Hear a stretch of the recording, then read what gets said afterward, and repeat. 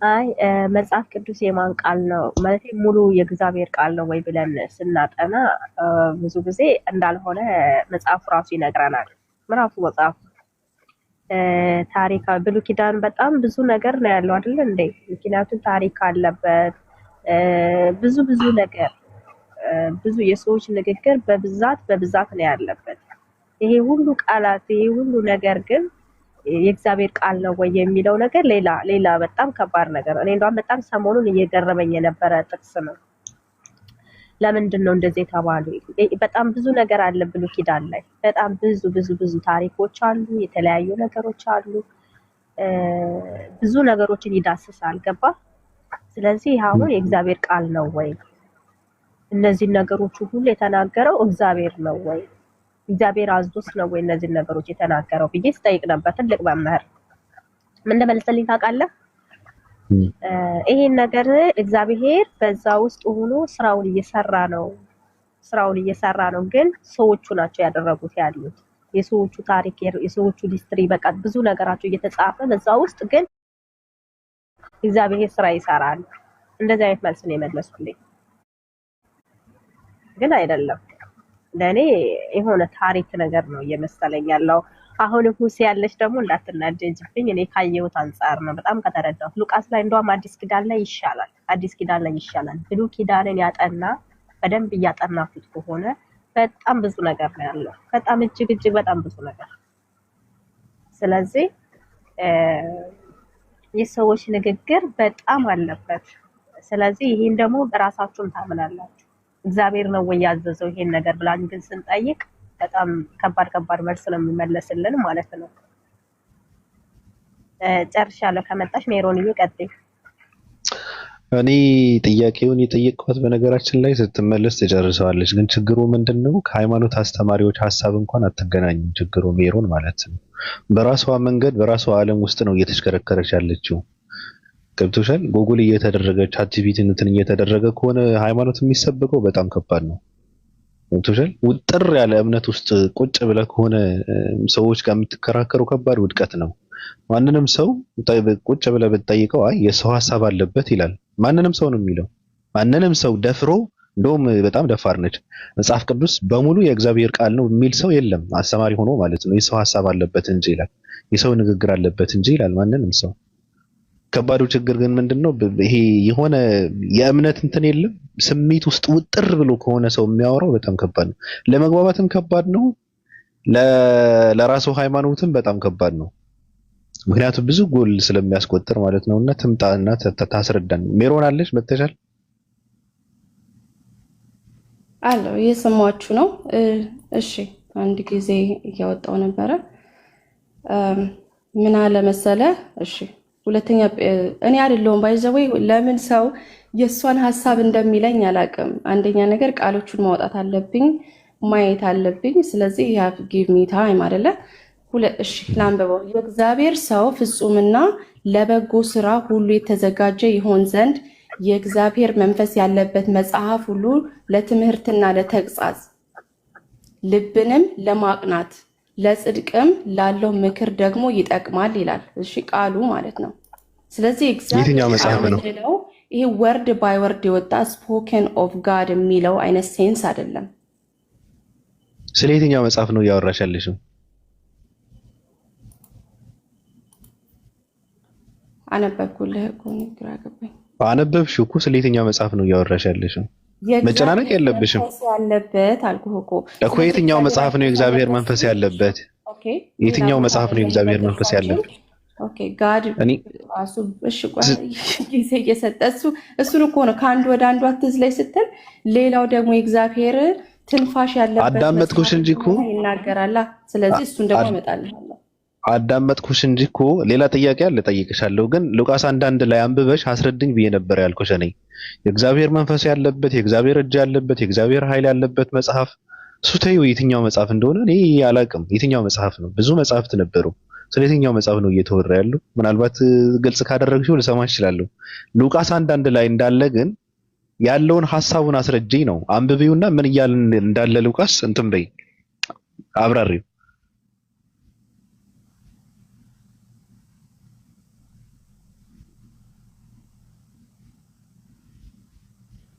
ሉቃስ አንዳንድ ነው ስፔሲፊክሊ ወር ደግሞ የሉቃስን መጽሐፍ ነው? አልገባኝም። አንዳንድ ላይ እሺ ለውጥ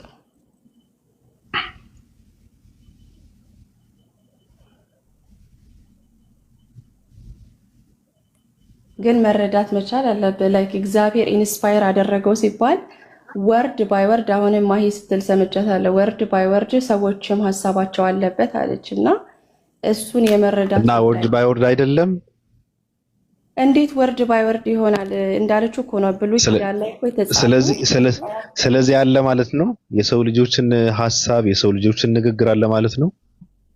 የሰው ንግግሮች አሉ ሳይሆን አሁን ብሉይ ኪዳን ላይ ስትሄድ ሂስትሪ ይነግርሃል። እንዴት ሰዎች እንደጠፉ በኃጢአት እንዴት እግዚአብሔር ምንድነው ነገስታትን እንዳስነሳ እሱ የሚናገረው ሰው ነው ወይስ እግዚአብሔር ነው? ይሄ መጽሐፍ ይጠቅማል አይጠቅምም አይደለም። ታሪኩን የዘገበው ሰው ነው ወይስ እግዚአብሔር ነው? ኢንስፓየር አድርጎ አሁን የአምስቱን መጽሐፍታት የሚባሉት እነ ቶራት ሲጻፉ ማለት ነው። ማን የጻፈው ይሄን መጽሐፍ? ሙሴ ነው አይደል? ሙሴ የጻፈው በአዳምና ሔዋን መፈጠራቸውን ሰማይና ምድር ተፈጠር ሲባል በዛ ሰዓት ነበር እንዴ ሙሴ ነው የጻፈው? ታዲያ ማን ጻፈው? ያንን እግዚአብሔር ኢንስፓየር አድርጎት እንዲጽፍ ባይፈቅድ እርግጠኛ ነሽ? ታዲያ አዎ ማለት ማየት እንችላለን። ሙሴ ነው ኦብቪየስሊ። ተመለሽ ወደ ሉቃስ አንዳንድ ላይ አንዴ እየጨረስኩኝ። ስለዚህ ሙሴ ሲጽፍ ችግር የለውም እየሄድን ነው፣ እየረሳነው ነው። በጣም እየተቀያየረብን እኮ ነው። ሙሴ ከሆነ የጻፈው ችግር የለውም፣ በኋላ ታስረጃለሽ። ሉቃስ አንዳንድ ላይ መጀመሪያ አንብቢውና እንትን በይና አስረጅኝ። እሺ ላውጣው ነበረ። እሺ እንዴ ላውጣው እንደገና። ብሉይ ኪዳን ሙሴ ከጻፈው ሙሴ ደግሞ ሞቱን እጁን ከመቃብር አውጥቶ እኔም እዚህ ጋር ሙቻለሁ ብሎ ከጻፈ አላውቅም። ብቻ ሉቃስ አንዳንድ ላይ አስረጅኝ። ቆይ አንዴ እሺ እሱ ልጨርስ። አይደል መጀመሪያ ኖ ግድ የለም ሉቃስ አንዳንድ ላይ ቆይ እሺ እሱ ራሱን የቻለ አውድ አለው። እሺ አስረዳሃለሁ ግን እኮ እሱን አስረጅኝ። እኔ እኮ ጥያቄ አለኝ እኮ ሌላ ጥያቄ ስለ ብሉይ ኪዳን ተይው። እኔ እኮ ይኸውልህ እየመለስኩልህ ነው። ግን ኢንስፓየር ሲያደርገው ምን ማለት ነው የሚለውን ነገር ገብቶሃል ወይ ነው መጀመሪያ። ኢንስፓየር አደረግክ ማለት አሁን አንድ ጸሐፊ ኢንስፓየር አድርጎ አንተ ልትጽፍ ትችላለህ። ኢንስፓየርድ ተደረገ ሲባል ምን ማለት ነው እኮ? ኢንስፓየር እንደተደረገ እዚህ ጋር አስረጅኝ እኮ ነው እያልኩ ያለሁት እኔ። አትደጋግሚ፣ አስረጅኝ። ሉቃስ አንዳንድ ላይ ገብተሽ በእግዚአብሔር ተመርቶ እንደጻፈው ሰው ወይ እንደተናገረው አስረጅኝ ነው የምልሽ። አንብቢው፣ ሀሳቡ እኮ ግልጽ ነው። እሺ ሉቃስ አንዳንድ ላይ ነው የምናበቃው ወይስ ሌላም ጥያቄ አለ? አስከትላለሁ ጥያቄ። ለምንድን ነው የምታስከትልብኝ? እንደዚህም አይነት ኤክስፕላኔሽን ሰጥቼ እኮ አንተ እኮ ትወቅሰኛለህ እኮ። የሚገርመው ነገር አልወቅስሽም። እኔ ጋር ካወራሽ እኔ አልወቅስሽም። ምናልባት ስህተት ካየሁብሽ ነው የምወቅስሽ። እዚህ ጋር በመገለጥ ስላለ ሉቃስ መርምር ያለው ስላለ ነው እኮ ፖይንት ሳትጠይቅ እኮ አውጪውና አስረጅኝ። ካደረገው ልተመራመረ ነው። እሺ ላውጣ አላልኩም እኔ ብያለሁ። እኔ እኮ ሀሳብን ብትነግረኝ ኖሮ ከምን አንጻር እንደማይወጣ አንብቢውና አስረጅኝ ነው የምልሽ። ሉቃስ አንድ ሉቃስ ነው ያልከኝ? ያ ሉቃስ አንድ። እሺ የከበርክ ቴዎፍሎስ ሆይ ከመጀመሪያው በዓይኔ ያዩትን የቃሉ አገልጋዮች የሆኑትን እንዳስተላለፉልን በእኛ ዘንድ ስለተፈጸመው ነገር ብዙዎች ታሪክን በየተራው ለማዘጋጀት ስለሱ ሞከሩ። እኔ ደግሞ ስለተማርኸው ቃል እርግጡን እንድታቅ በጥንቃቄ ሁሉን ከመጀመሪያው ተከታትዬ በየተራው ልጽፍልህ መልካም ሆኖ ታየኝ አለ። እሺ እዚህ ጋር በእግዚአብሔር ተመርቶን የጻፈው የተናገረው። ኦኬ ላስረዳሽ። አሁን እኔ ነው የምሰማኝ አይደለ? አንቺን ነው የምሰማው። ታዲያ ሌላ ሰው የሚናገር የለም። እሺ እሺ እኮ ጥያቄህን ጠይቀኝ። ለምን ኢንስፓየር አደረገው ሲያልከው እንዴት እኔ ነኝ ማደርግልህ ብሎ ተናገረ ነው አይደለ? ሉቃስ እዚህ ጋር እያልክ ያለው ጥያቄህን አላልኩም። ሉቃስ ይሄን ሲናገር በእግዚአብሔር ተመርቶ ነው የተናገረው የጻፈው። ምን አለ መሰለ እግዚአብሔር እሺ፣ ይሄንን ኮንሴፕት ስማኝ፣ ካልተቀበልክ እንዘጋዋለን ማለት ነው። እግዚአብሔር ሰዎችን ይጠቀማል ለራሱ ዓላማ አይደለ? ስለዚህ ሉቃስ እንደውም ፊዚሻን እንደሆነ ማለት ምንድነው ይሄ ተመራማሪ እንደነበረ ሌሎች ጥቅሶች ላይ ብትሄድ ይሄ ሰው ይናገራል። እና ያንን ታለንቱን ተጠቅሞ ገባ ይኸውልህ፣ ቆይ ስማ፣ እኔ ስማ አይደለም ጥቅሱን አምጪው እሺ፣ ተማራማሪ እንደነበረ እሺ፣ ጥቅሱን እናንብበው እስኪ። የሉቃስ ተማራማሪ ነው ይሄ ሰው። አዎ ይሄ ሰው አየህ አይደለ? እውቀት ስላለው እሱን አስቀምጦ በዚህ ቦታ ሉቃስ ተማራማሪ ነበር አልሽ እኮ። እሺ ተማራማሪ እንደነበረ ቃል ጥቅሱ አለ። እሺ ላምጣ፣ አንድ ጊዜ ተጠብቀኛለህ። ስለዚህ ኮንሴፕቴን ግን እንድታቅ ነው ከማምጣቴ በፊት ማለት ነው። ፖይንቱ ምንድነው? እግዚአብሔር የሰዎችን እውቀትና ጥበብ ይጠቀምና የራሱ ሜሴጅ እንዲያመጡለት ያደርጋል። ገባ? ስለዚህ የእግዚአብሔርን ሐሳብ የሚያዘጋጀው የሰው ልጅ በእውቀቱ ነው ማለት ነው። በሰው ልጅ እውቀት ነው የእግዚአብሔርን ሐሳብ የእግዚአብሔርን ፍላጎት የሚዘጋጀው ማለት ነው አይደለም። አሁን አንዳንድ ሰው ፐብሊክ ስፒከር አለ። አሁን አንተ ፐብሊክ ስፒከር ነህ። ስለዚህ እግዚአብሔር አሁን እኔ ፐብሊክ ስፒከር ላልሆን እችላለሁ። አንዱ ሰው አፍ ነው የሚጠቀመው፣ እግዚአብሔር የሚጠቀመው አፍ ነው የሚጠቀመው፣ አፍ ነው የሚጠቀመው። እግዚአብሔር የሚጠቀመው ምንድነው? አፍ ነው የሚጠቀመው፣ አፍ ነው የሚጠቀመው እግዚአብሔር። እዚህ ጋር ሉቃስ በእግዚአብሔር ተመርቶ እንደጻፈው አስረጅኝ። የከበርክ ቴዎፍሎስ ሆይ አለ ከመጀመሪያ በአይን ያዩትና ሰው እግዚአብሔር ግን የሰዎችን እውቀት ጥበብ ይጠቀማል። አሁን አንተን እኮ አልኩ፣ አንተ አሁን አውሪ ነህ ልበል፣ በጣም ጎበዝ ነህ፣ አወራር ትችላለህ። እግዚአብሔር አንተን በዛ መንገድ ተጠቅሞ ብዙዎች ሊደርስ ይችላል። ሌላው ደግሞ ማውራት ማይፈልግ ሰው ሊሆን ይችላል፣ ዝም ብሎ አሳቢ ሊሆን ይችላል። ስለዚህ ሐሳቡ የእግዚአብሔር ነው፣ ቃሉ የሰዎች ነው እያልሽ ነው? አይደለም። እግዚአብሔር እንደዚህ እዚህ ጋር እኔ በቃ አታስረጅኝ፣ አልፈልግም። እሺ ቃሉ ላይ እንሂድ። እኔም ደግሞ ስለተማርኸው ቃል እርግጡን እንድታውቅ በጥንቃቄ አየህ፣ ታይሙን ወስዶ ገባ፣ አስቦ አስተንትኖ አብሰልስሎ አይቶ ገምቶ፣ ምናልባት ይሄ ሊጎዳ ይችላል ላይጎዳ ይችላል አለ። አየው ነገሩ። ከዛ መጨረሻ ላይ በጽፈው መልካም ሆኖ ታየኝ አለ። ገብቶሻል? አሰበ፣ አስተነተነ፣ አብሰለሰለ፣ ነገሩን አየው፣ ፈተሸው፣ ተመራመረ ይሄ ሰው። ከዛ ምንድነው የወሰነው? ለመጻፍ መጽሐፉ መልካም ሆኖ ታየው፣ ብጽፍ ይሻላል ብሎ ወሰነ እንጂ እዚህ ጋር በእግዚአብሔር እንደተመራ የሚያሳይ ምንም አይነት ሐሳብም ቃልም የለም። እግዚአብሔርም እንደመራው አልመራውም ራሱ ይሄን ሲናገር ማለት ነው።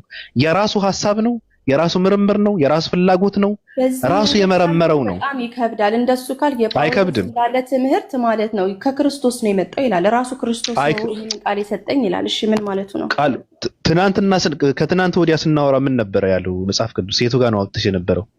ዮሐንስ የት ነበረ? ምንድነው ሲያወራ የነበረው? እንኳን ለመጻፍ ይቅርና ለመረዳት እንኳን ራሱ ማስተንተንና ማብሰልሰል ይፈልጋል። መመራት የሚባለው ይሄ መንፈስ ቅዱስ መመራት የሚባለው ተቀባይነት የለውም በመጽሐፍ ቅዱስ የለም። አሁን ግን እዚህ ጋር ሉቃስ ለምን እሱን ለጽፍ እንደፈለገ ገብቶሃል አይደለ? ፖይንቱ ምንድነው? እግዚአብሔር ዲፍረንት ሰዎችን በዲፍረንት ነገር ነው የሚጠቀመው። ለሰይ አሁን ይሄኛው አሁን የሚያወራው ሰው ጽፎት ቢሆን ኖሮ በዚህ መንገድ የሉቃስ ወንጌል ላይገባህ ይችል ነበረ። ስለዚህ እግዚአብሔር በምን ቢጽፈው የሉቃሱን ጥበብ በምን ቢጻፍ የአናሊሲስ የማረጉን ጥበብ በምን ቢጻፍ ነው ያለ የማይገባኝ። በምን ቢጻፍ ፎር ኤግዛምፕል የተጻፈው እኔ እንደሚገባኝ ሳይሆን ቴዎፍሎስ እንደሚገባው ነው የተጻፈው እንጂ ወደ እኔም አይደለም፣ ወደ ቴዎፍሎስ ነው። እኔም አይመለከተኝም። ራሱ ይሄ እኮ ስለ ቴዎፍሎስ እኮ ነው የሚያወራው። ለሱ ነው የጻፈለትም፣ ለሱ ነው። በሌላ መንገድ አይደለም። ኖ በሌላ መንገድ አይደለም። በሌላ መንገድ አልተረዳሁትም። እንደተጻፈው ነው ያየሁት። ወደ ቆላስይስ ሰዎች ጋር አሁን ለምሳሌ እሺ ላስረዳሽ ተይ እዛ ከመሄድሽ በፊት ኢየሱስ ክርስቶስ ምን አለ? አየኸው? እሺ ቆይ ቆይ በእግዚአብሔር ቆይ ይልሃለሁ። ቆይ ቆይ ከማውራት በፊት ቆይ ይኸውልህ ሉቃስ ቆይ ማን እንደሆነ ልነግርህ ነው። ቆይ ይኸውልህ አያገባኝም። ቆላስይስ ቆይ ኧረ ቆይ እሺ ቆይ እሺ ዝም ልበል። እግዚአብሔር ለኢየሱስ ክርስቶስ የሰጠው ቃል ነበረ። ለምሳሌ ወንጌል አይደል? ምንድነው ወንጌል ነበር የሰጠው ቃል ነበረ።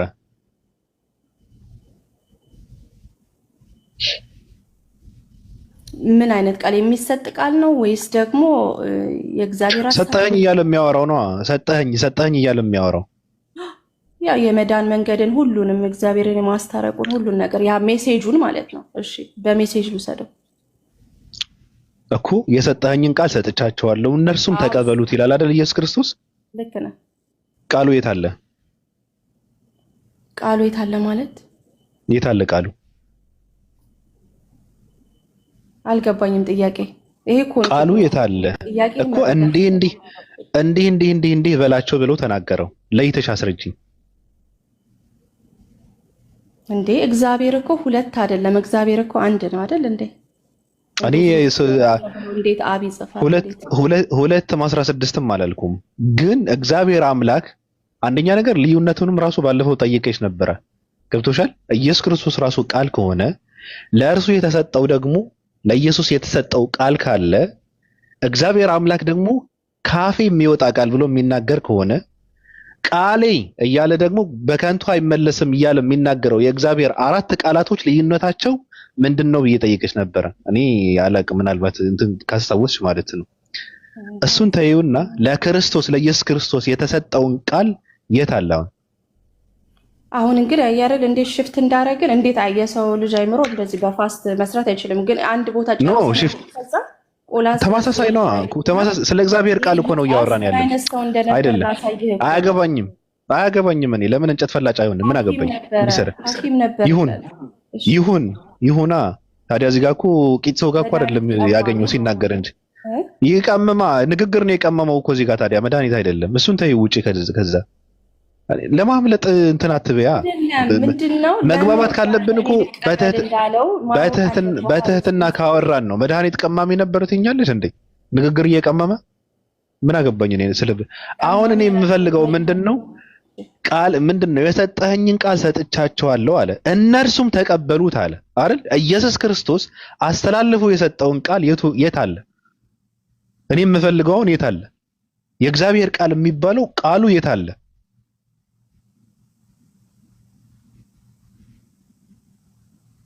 መልስ የለም። በቃ ተይ በቃ ቆያ ሚዩት አድርጌ ያለው ላውራሽ ዝም ብዬ ነበር። ሚዩት አድርጌ ነበር። ተው ትንሽ ናይስ ልትሆንልኝ ትሞክራለህ ነው። እኔ በጣም ናይስ ነኝ እኮ አንቺ ጋር ምንም እንትን አላልኩም። እንድትረዳኝ ነው። እኔም ከአንተ ጋር እንትን ማለት አልፈልግም። ለምን አንተም ስማርት ነህ ብዬ አስባለሁ። የእግዚአብሔር ቃል የተባለው ምንድን ነው ስትል የመዳን መንገድ ዋናው ኢየሱስ ክርስቶስ ይዞ የመጣው ሜሴጅ የእግዚአብሔር ቃል አይደለ? which is ዋና ኮሩ የሰው ልጆች እንዴት ከአምላካቸው ጋር መታረክ እንደሚችሉ ኢየሱስ ክርስቶስ በምኩራብ ሆኖ ምን አለ? የኢሳያስን መጽሐፍ እያነበበ እግዚአብሔር ቀብቶኛል ለዓይነ ስውሮችን አበራ ዘንድ ሽባዎችን አስነሳ ዘንድ እያለ ብዙ ነገር ሲናገር ታለ። ያ የእግዚአብሔር ፈቃድ የእግዚአብሔር ሜሴጅ ይዞት የመጣው ነገር ማለት ነው። አንደኛ ሰዎችን ከአብ ማስታረቅ አንደኛው የእግዚአብሔር ሜሴጅ ቃል አይደለም። ቃልማ ኢየሱስ ነው አይደል? ኢየሱስ ደግሞ ይሄ ቃል የሚነገረው እኔ እናንተ የምናወራው ድምፅ አውጥተን የምናወራው ነገር አይደለም። ቃል ራሱን የቻለ ምንነት ያለው ነገር ነው። ከአብ ጋር እኩል የሆነ ማለት ነው። ስለዚህ ንግግር አይደለም፣ ባህሪው እኩል የሆነ ማለት ነው። ንግግር አይደለም። ቃል የተባለው ቃል ሰጠኸኝ ያለው ንግግር አይደለም እኮ። ቃሉን እኮ ነገርኩህ እኮ የማዳን መንገዶች ኢየሱስ ክርስቶስ ምን እያለ ሰበከ? በገሊላ ሲሰብክ የነበረው እንዴት ሰዎች ወደ እግዚአብሔር መንግስት መግባት እንዳለባቸው መንገዱ እንዴ። እሺ ብዙ እኮ የት አለ እኮ የት አለ? ምኑን ነው ማመጣለን? ሜሴጁን። እሺ እኔ እውነትም ህይወትም መንገድ ነኝ እያለ ኢየሱስ ክርስቶስ ይናገራል። ያለን እርሱ የሰጣቸውና እርሱ የሰጣቸውና እነሱ የተቀበሉት የእግዚአብሔር ቃል የት አለ? እሱ ምንድነው? ኢየሱስ የሰጣቸውና ምንድነው የእግዚአብሔር አምላክ ለኢየሱስ የሰጠውና ኢየሱስ ለነሱ የሰጣቸው እነሱም የተቀበሉት ቃል የት አለ እኮ አልኩ እኮ። እሺ ዮሐንስ 7:16 ላይ ስትል የኔ ትምህርቶች ይላል እና አባቴ የሰጠኝ ይላል። ስለዚህ የኢየሱስ ክርስቶስን እኮ ትምህርቶች እኮ ነገርኩህ እኮ የመዳን መንገድን፣ ኃጢአትን እንዴት ዲል እንደምታረግ፣ ሰዎችን እንዴት ይቅር ማለት እንዳለብህ፣ የድሮ ህግ ምንድነው? የድሮ ህግ ምንድነው የሚለው? ምንድነው? አመንዝራ ይላል። ግን የራሱ አመንዘረ እያለ ኢየሱስ ክርስቶስ ሲያስተምራቸው የነበሩት ነገሮች ሁሉ የእሱ ትምህርቶች እንዳለ የአብ ፈቃድ፣ የአብ ሰው እንዲገባው የሚፈልገው ነገሮች ናቸው እያልኩ ነው። እንዳሴንስ አሁን በምትጠይቅበት መንገድ ማለት ነው። አልገባኝም። እሺ አንተ ምን እያልክ ያለው? የአብ ቃል ምንድነው እያልከኝ ነው? ላይክ አላልኩም። ኢየሱስ ክርስቶስ ያስተላለፈው ምንድነው? የት አለ ነው? የት አለ እንድ ዋት ሴንስ የት አለ ማለት? ለምሳሌ ላስረዳሽ፣ በቀላሉ ላስረዳሽ። ኢየሱስም መለሰ ይላል ለምሳሌ መጽሐፍ ቅዱስ ውስጥ ዮሐንስ ወንጌል 14 ላይ አይደል? የሚወደኝ ቢኖር ቃሌን ይጠብቃል አለ። አባቴም ይወደዋል፣ ወደ እርሱም እንመጣለን፣ በእርሱም ዘንድ መኖሪያ እናደርጋለን አለ። የማይወደኝ ቃሌን አይጠብቅም። የምትሰሙት ቃል የላከኝ የአብ ነው እንጂ የኔ አይደለም አለ። ለምሳሌ ምን ስላሰማቸው ነው? ቃሉ ምንድን ነው?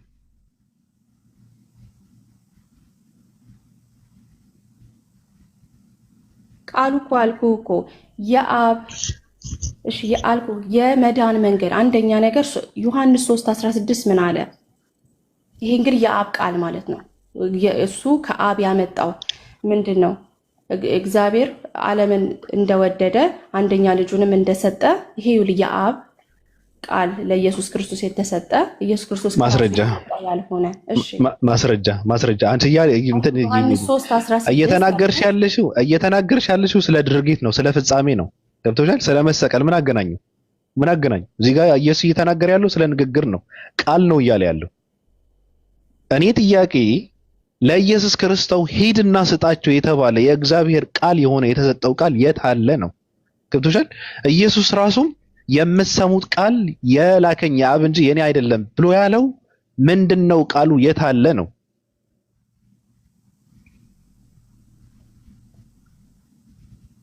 በቃ ዮሐንስ 3:16ንም እኮ ሰጠው። በቃ የሱ ቃል ምን ይላል?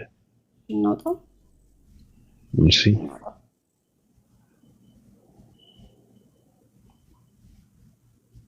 አንዴ ላውጣው። ጎግል ላይ ነሽ? ስልኬ ላይ መጽሐፍ ቅዱስ አለ፣ ግን ያስወጣኛል። በእርሱ የሚያምን ሁሉ የዘላለም ሕይወት እንዲኖረው እንጂ እንዳይጠፋ እግዚአብሔር አንድያ ልጁን እስኪሰጥ ድረስ ዓለሙን እንዲሁ ወዷልና አለ። ይሄ ነው። አዎ። ምን አገናኘው ታዲያ? አዎ። ምን አገናኘው? ወደዚህ የኢየሱስ ክርስቶስ ወንጌል የሚባለው ነገር ምንድን ነው? ሰዎች ኃጢአታቸውን ተናዘው ዘላለማ ሕይወት እንዴት እንደሚገኝ ስለ እምነት ኢየሱስ ክርስቶስ አስተምሯል። ስለ ይቅር ማለት ይሄ ሁሉ የአብ ሜሴጅ ነው እያልኩ እኮ ነው፣ በሲምፕል አማርኛ ማለት ነው። ይሄ ከአብ ያገኘው ቃል ነው በለው። ማስረጃ እኮ ማስረጃማ እኮ ዮሐንስ 3:16ን ሰጠው። ሌላ ማምጣት እችላለሁ፣ ግን ዮሐንስ 3:16 አይልማ እኮ አይልም። አንድያ ልጁን ሰጠ። ምን አገናኘው? ይሄ ድርጊት ነው፣ ስለ ድርጊት ነው በነገራችን ላይ እያወራ ያለው። የት አለ ነው ልዩነቱ? እፈልጋለሁ እኮ እኔ ራሱ ኢየሱስ ክርስቶስ ራሱ ቃል ነው። ለኢየሱስ ለራሱ የተሰጠው ቃል አለ። ኢየሱስም ራሱ የምትሰሙ ቃል የአብ እንጂ የኔ አይደለም ሲል የተናገረውን ቃል ከአፌ የሚወጣውን የሚለው እግዚአብሔር ቃሌ በከንቱ አይመለስም እያለ የሚለውን የእግዚአብሔር ቃል ይሄ ሁሉ ልዩነቱ ምንድን ነው? የኔ ጥያቄ ነው። የባለፈው አሁን ግን ዲቪኒቲ ጋር ነው ጥያቄው። አይደለም። አሁን ቃሉን አምጪልኝ። የእግዚአብሔር ቃል የቱ ጋር እንዳለ አምጪልኝ። እኮ in what sense you are asking? ምክንያቱም እኛ እኮ አብም ወልድም እኮ አንድ ናቸው ብለን ነው የምናምነው አይደል? አያገባኝም። እሱን አልጠየኩም። እሱን አልጠየኩም እኮ እሱን አልጠየኩም። ያልጠየኩሽን እኮ ነው እየመለስሽ ያለሽ። የት አለ የእግዚአብሔር ቃሉ? የት አለ ነው ጥያቄ። የት አለ? እሺ ሉቃስ ላይ ልሂድልሽ። ሜቢ ይሄኛው ሴንስ ከሰጠ ማለት ነው። አንድ ጊዜ እኔ አወጣዋለሁ፣ ችግር የለውም።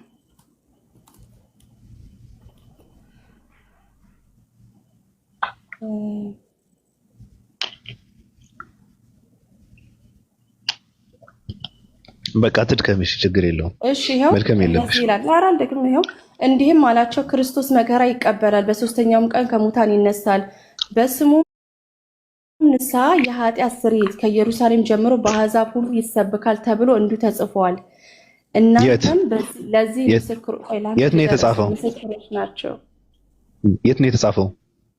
እሺ እሱን ደግሞ እናወጣለን። ቆይ አንድ ጊዜ እነሆም አባቴ የሰጠውን ተስፋ እኔ እልክላችኋለሁ፣ እናንተ ግን ከላይ በኋላ ሲጀመር ስለ ድርጊት ነው እያወራ ያለው እኮ እዚህ ጋር ስለ ድርጊት ነው። እኔ ድርጊትን አልጠየቅኩም።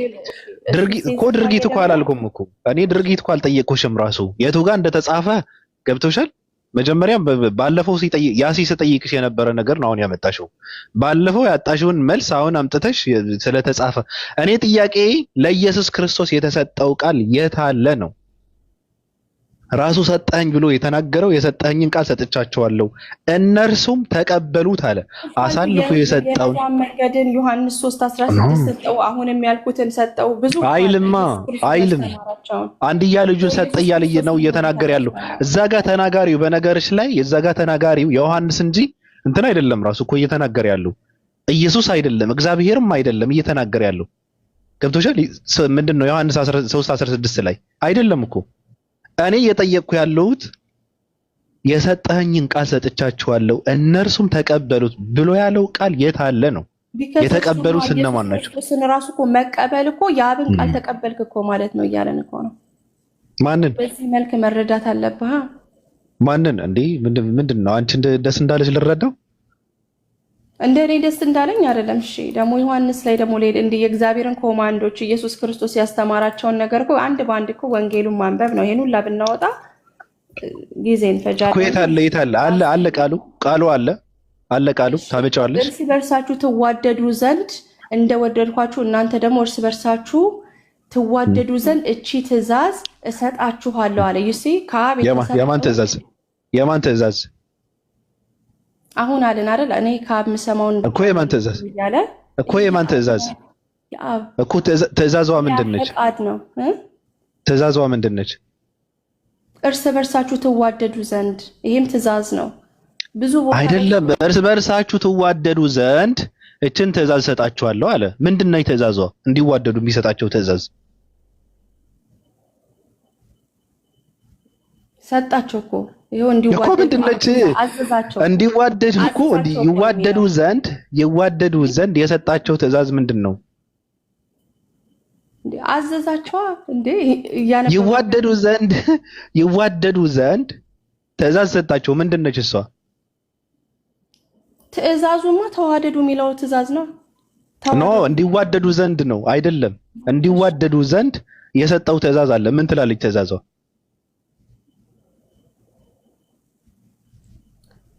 እርስ በርሳችሁ ትዋደዱ ዘንድ እንደወደድኳችሁ እንደወደድኳችሁ ይላላ። እኔ እንደወደድኳችሁ እርስ በርሳችሁ ትዋደዱ ዘንድ አለ። እሺ ትእዛዝን ሰጣቸው። ምን ትላለች ትእዛዙ? ምንድን ነች? እኔ እየሰማሁ ነው እኮ ታዲያ እየሰማሁ ነው፣ እየጠየኩሽ እኮ ነው። ማለት እርስ በርሳችሁ ትዋደዱ ዘንድ እንደወደድኳችሁ እሱ ማን ይዋደዱ ዘንድ ክርስቶስ ትእዛዝ ሰጣቸው አይደል? እርስ በርሳችሁ እንድትዋደዱ ትእዛዝ እኔ ለምሳሌ አዘዛቸው እኮ ነው የሚለው። ሌላ ትእዛዝ ለምሳሌ ሜሮንን ስለተራበች እንድትጠግብ የሆነ ነገር ምግብ ሰጠዋት አይደል? እንድትጠግብ ደግሞ እንደዚህ እንትን አይደለም። እንድትጠግብ እኮ ስለ ፍቅር እኔ አላልኩማ። ችግር የለውም ግድ የለሽም። እንድትጠግብ ምግብን ሰጠዋት ነው አይደል? እንድትጠግቢ ነው። እንዲዋደዱ የሰጣቸው ምንድን ነው? በቃ እሱ በወደደ መልኩ እኛ ራሳችን እንድንዋደድ ነው። ስለዚህ ምንድነው የእሱን አማናይፈ እሱን በወደደ መልኩ እርስ በርስ የለም ኢየሱስ ክርስቶስ አለመቀበል እኮ አይደለም። የለማ ራሱ ግልጽ እኮ አይደለም። እግዚአብሔር ለኢየሱስ ክርስቶስ የሰጠውን ቃል ይሄ ነው ብለሽ ማምጣት አለብሽ። ገብቶሻል? አመጣው እኮ እርስ በርስ መዋደድ የመዳን መንገድ ዮሐንስ 3:16 ኃጢአት አይገናኝም።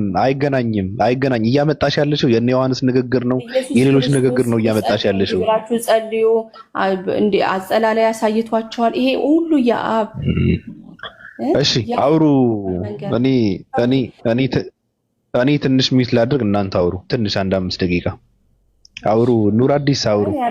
ካንተ ጋር ከጨረስኩማ ወጣሁኝ። በቃ ዋናው ግን ችግር የለውም። ተግባቡ። አልተመለሰም ሉቃስ 1:1 እንደ የሚመልሰው ሰው የለም። እሺ ችግር የለውም። ሜሪዬ እንዴት ነሽ? እንዴት ነህ? ሰላም ነህ ጀነራል? አደከመኝ እኮ ዋቢዛ ትልኩ ነበር። በእውነት ልክ አይደለም እየመለሽለት ነው። ደግሞ ሲያስረዳልክ የሆነው መንገድ ላለመቀበል እየሞከረ ነበርና እኔ መስክሬያለሁ። እሱ በጀመረው ሐሳብ ላይ እንሂድ ወይስ ሌላ አዲስ ሐሳብ ላንሳ? አይ ፈይሰል ቅድም የሆነ ኮሜንት ጽፈሃልና አንተ ሐሳብ አልስማማም። ተው ያዳላህ ነው። እሺ አይ ሰላም አለይኩም ወራህመቱላህ አፍዋን ወአለይኩም ሰላም። እሺ ሜሪ እኔ ጥያቄ ትንሽ ይለያል እንድታስረጂኝ ነው። እሺ አልከራከርም። አይ በቃ ይብቃኝ። እኔ ያው ቆይቻለሁ አትሊስት 1 ሰዓት ምናምን። ምንም አይነት ዋናው ነገር ከሜሴጃችን እሺ ላትወጣ ትችላለህ። አትሊስት ምንድነው የእግዚአብሔር ቃል ሙሉ ለሙሉ የእግዚአብሔር ቃል ነው ወይ ማለት ኢንስፓየርድ ነው ወይ እውነት የሚለው ላይ ነው ያለ ነው። በዛ አቅጣጫ ከመጣ እሺ እንጂ ሌላ ደግሞ ሲመጣ ሰዓት ይሄዳል እኮ። ገባኝ። አሁን የእግዚአብሔር ቃል አለ መጽሐፍ ቅዱስ ላይ፣ እሱ ስላልገባኝ እንድታስረጂኝ ነው። ሌላ ምንም አልሟገትም። አይ በዚህ ሀሳብ ላይ መነጋገር አትችልም ማለት በኢንስፓይሬሽን በእግዚአብሔር ቃል እውነተኛነት ምንም በቃል ላይ በሱ ላይ ስላለን ነው። ገባ? እንደገና ሀሳብ ሲቀያየር እኔም ደክመባቸዋለሁ። አንድ ሰው ነው ገባ? በጣም ጥሩ። የእግዚአብሔር ቃል ምንድን ነው? የአምላክ ቃል እንዴት ነው የሚፈጠረው? እሱን መለየት ላይ ነው አይ ቲንክ ብዙ ሰው የሚቸገረው። አሁን እኛ የእግዚአብሔር ቃል መጽሐፍ ቅዱስ የእግዚአብሔር ቃል ነው ኢንስፓየር አድርጎታል ስንል ያንን ቃል እግዚአብሔር ሪዘርቭ አድርጎታል፣ ኢንስፓየር አድርጎታል፣ ፓወር አለው የእግዚአብሔር ፈቃድ ነው ብለን ነው እንጂ የምናምነው ከላይ ወረደ ወርድ ባይ ወርድ እግዚአብሔር ተናገረው ብለን አናምንም። ምክንያቱም ኦልሞስት ወደ 40 የሆኑ ጸሐፊዎች ነው የጻፉት። ስለዚህ የተለያዩ ሰዎች እንደዚህ ሉቃስ 1 ላይ እንደተጻፈው አንዱ ለአንዱ ጽፎለት ግን ሜሴጁ ሳይቀየር ኮንሲስተንት የሆነ ነው ብለን ነው እንጂ የምናምነው ወርድ ባይ ወርድ እግዚአብሔር አወረደው ብለን አናምንም። ሜሮን አዳምጪኝ። እግዚአብሔር በዚህ ላይ ጥያቄ ካለ በዚህ ላይ እንሄዳለን። ጥያቄ አዳመጥሽኝ አይደለም? አሁን የሆነ ነገር ስንጠይቅሽ ረጅም ሰበካ አታርጊው። እግዚአብሔር ይናገራል አይናገርም? ይናገራል። ስለዚህ ለምሳሌ ይኸውልሽ የእግዚአብሔር ቃል ማለት ከአፉ አፍ አለው አይደል? አሁን እኔ እንደዚህ ያልኩትን ቅድምም ስናወራ እንዲህ ባክ ኤንድ ፎርዝ የሆነ ነገር ማድረግ አልፈልግም። በአንድ ቶፒክ ላይ ተነጋግረን የምንግባባበት ነገር ከሆነ እንትን እላለሁ። ወርድ ለወርድ ለቀማ ሲሆን ግን ይንዛዛልና እኔ ደግሞ ደክሞኛል። የወርድ ለቀማ አልችልም። የወርድ ለቀማ አይደለም። ጥቅሱን ሳልጨምር ሳልቀንስ ነው ማነበው። ወደ ባቢ ፖይንት ልመጣ ነው። አሁን ቀጥልና ላይክ እኔ ሊገባኝ ይገባል። እኔው ሰው እስከሆንኩ ድረስ ፕሮሰስ ማድረግ አለብኝ። ይሄ ወርድ ባይ ወርድ ሲሆን አንዳንዴ ያደክማል። ስለዚህ የምትፈልገውን ሀሳብ መግለጽ ትችላለህ። ላምጣልሽ። እንግዲህ የእግዚአብሔር ቃል ማለት ከአፉ የሚወጣ ቃል ነው። ከአፌ የሚወጣ ቃሌ እንዲሁ ይሆናል፣ የምሻውን ያደርጋል፣ የላኩትንም ይፈጽማል እንጂ ወደ እኔ እንዲህ በከንቱ አይመለስም ካለ እግዚአብሔር አብ ለኢየሱስ ክርስቶስ የሰጠው ቃል ስላለ ያ ከእግዚአብሔር አብ ከአፉ የወጣው ወደ ኢየሱስ ክርስቶስ የመጣው ቃል ምንድን ነው? ደግሜ ባቢን ሐሳብ ነው እንትን መልልሽ። ሁለቱን አልኩ እኮ በሱ ሴንስ ከሄድክ ኢየሱስ ክርስቶስ በምድር ላይ ያስተማራቸው ነገሮች ሁሉ የአብ ትእዛዝ ልትለው ትችላለህ፣ ቃል ኪዳኑ ልትል ትችላለህ፣ ለእኛ ሊያስተላልፍልን የፈለገው ነገር ማለት ትችላለህ። በሱ መውሰድ ትችላለህ። እና አራቱም ወንጌል ላይ ሄደ ማንበብ አለብህ ማለት ነው እግዚአብሔር ፈቃድ ለማወቅ። የትኛው ወንጌል ላይ ሊድ? ያው ሁሉም ላይ ባይዘወይ ከመጀመሪያው እስከ መጨረሻው ስትሄድ ኢየሱስ ክርስቶስን የምታገኝበት መንገድ አለ። ግን ስፔሲፊክሊ ምንድነው የአብ ሜሴጅ ለኛ ስትል ሉቃስ፣ ማቴዎስ፣ ማርቆስ እና ዮሐንስ ላይ ሄደ መመልከት ትችላለህ። ኢየሱስ ክርስቶስ ያስተማራቸውን ነገሮች እንዲቴል ማየት ትችላለህ እኮ። ምን ላይ አሁን አንድ ጥቅስ ንገሪ። ምን ላይ ቅድም ዮሐንስ 3:16 አልኩኝ። እርስ በርሳችሁ ተዋደዱ የሚለው ሜሴጅ እሱንም አውጥቼ ነበር። አይ ቲንክ ዮሐንስ እግዚአብሔር አብ ነው እሱን ወይ እንጂ እንደዚህ አይደለም። እግዚአብሔር አብ ነው ለኢየሱስ የሰጠው እሱን ቃል አይደለም። እሺ ወይታ ኢየሱስ ክርስቶስ ሲመጣ በአብ ተልኮ ነው የመጣው አይደለ? አዎ።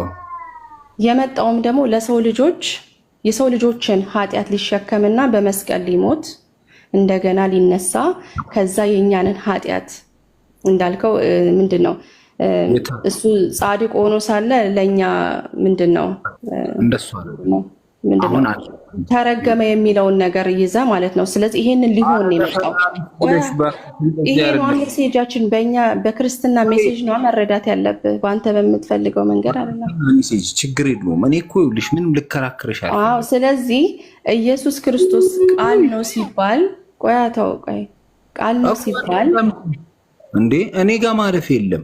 ሊሰቀል የአብን ሐሳብ ማስፈጸሚያ ነው ኢየሱስ ክርስቶስ የሆነው።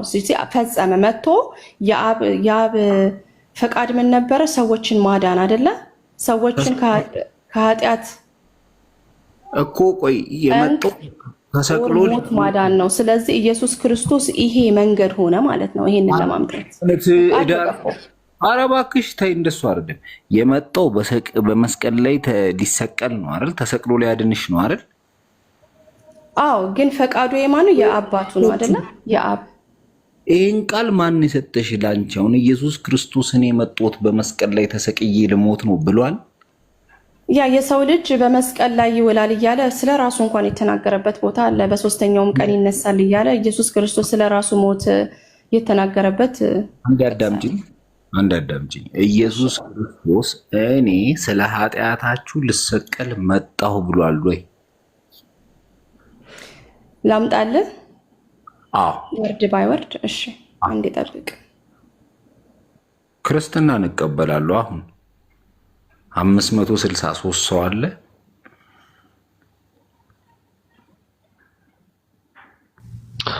ከላይ ስልጣን ያለው ሰውን የአንዳንድ ሰዎች ማላቃቸው አሉ ማለት ነው። እየረሳዋቸው ነው። ማን ነው? ሄሎ ማንሽ? ወረድሽ? በቃ ብሎክ ላድርጋት። ቆይ ለማላቀው ሰው ሰጥቻለሁ ማለት ነው። ምን አርጋ ነው? አላውቃትም። ስም ቀይራ ላውቃት አልቻልኩም። እያናገርኳት ደግሞ ትወርዳለች። ይሄ ንቀት ነው። ቆይ ልወልካት አንዴ ወይ ስልጣኑ እንዳንሳው። አይ በቃ ማራት ዝም ብለህ አላውቃትም። ቀይራ ነው አላውቅም። ላውቃት አልቻልኩም። ገብቷል እና ገፈፍኳ። እንደዚህ ነው በቃ ከተሻለት። እሺ ማቴዎስ 26:28 ቆይ በነገራችን ላይ እዚህ ጋር ከባድ እንትን ተብለዋል። ምን ጀነራል ክርስትና እቀበላለሁ አለ። ሰኪው የታባቱ ክርስትና እቀበላለሁ ስላለ ለኃጢአታችሁ ሊሰቀል መጣሁ ብሏል ኢየሱስ ነው ያለችው። እሺ ማቴዎስ ስንት? እሺ ለምን እሺ አልልም። ሁለተኛ ተሳስቼ ነው። መርሃባ እሺ ተሳስቼ ነው የሚባል ነገር የለምና ወዴት ልትሄድ ነው? ብለሃል። አሁን የቱ ጋር ነው ያለው? ሜሪ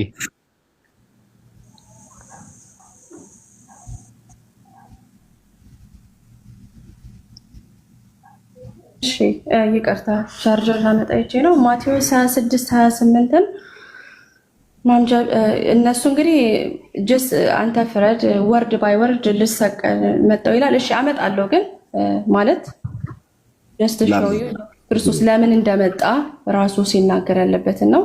ስለ ብዙዎች ለኃጢአት ይቅርታ የሚፈስ የአዲስ ኪዳን ደሜ ነው አለ ይላል ማቴዎስ 26 ያ ማቴዎስ 26:28 እሺ ቆይ አንዴ እሱን እናንብበውና ትጨምሪልኛለሽ። እሺ ስለ ብዙዎች ለኃጢአት ይቅርታ የሚፈስ የአዲስ ኪዳን ደሜ ይህ ነው። ጥያቄ ምንድን ነው?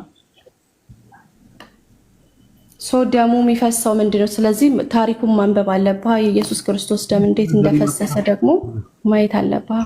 እዚህ ጋር ስለ ደም ነው እንዴ እያወራ ያለው ሜሮን? ወርድ ባይ ወርድ ነው የሚፈልገው። ይሄን እኮ ነው የጠየቀው። አይደለም ሲጀመር ኢየሱስ ተሰቅለው ስለፈሰሰ ደም ነው እያወራ ያለው እዚህ ጋር ሜሪ። ታዲያ ቆርሶ ዳቦንና ወይኑን ሲሰጣቸው ምን አለ? ይሄን እኮ ሲናገር እኮ ተሰብስቦ እያለ ሞቱ እየቀረበ ነበር አይደለ? ሞቱ እየቀረበ እኮ የፈሰሰው ስለፈሰሰ እኮ የሰጣቸውና ያጠጡት ደሙን ነው። በዛ ሰዓትማ አይደለም። በዛ ሰዓትማ ይሄ ፊስት የሚባለው ኦር ደግሞ ምንድነው ኮሚኒየን የሚባለው ተሰብስበው ቁጭ ብለው እያለ ይሄ ለእናንተ የሚፈሰው ደሜ ነው፣ ይሄ መታሰቢያ አድርጉት ብሎ በሲምቦሊዝም ሲናገራቸው እናያለን። መታሰቢያ ያደርጉት። ስለዚህ እሺ 29 ላይ ምንድነው የሚለው? 29 ላይ እሺ ቆይ ላምጣው። እሺ ያወጣሁት 26 ነው። 29 ላድርገው።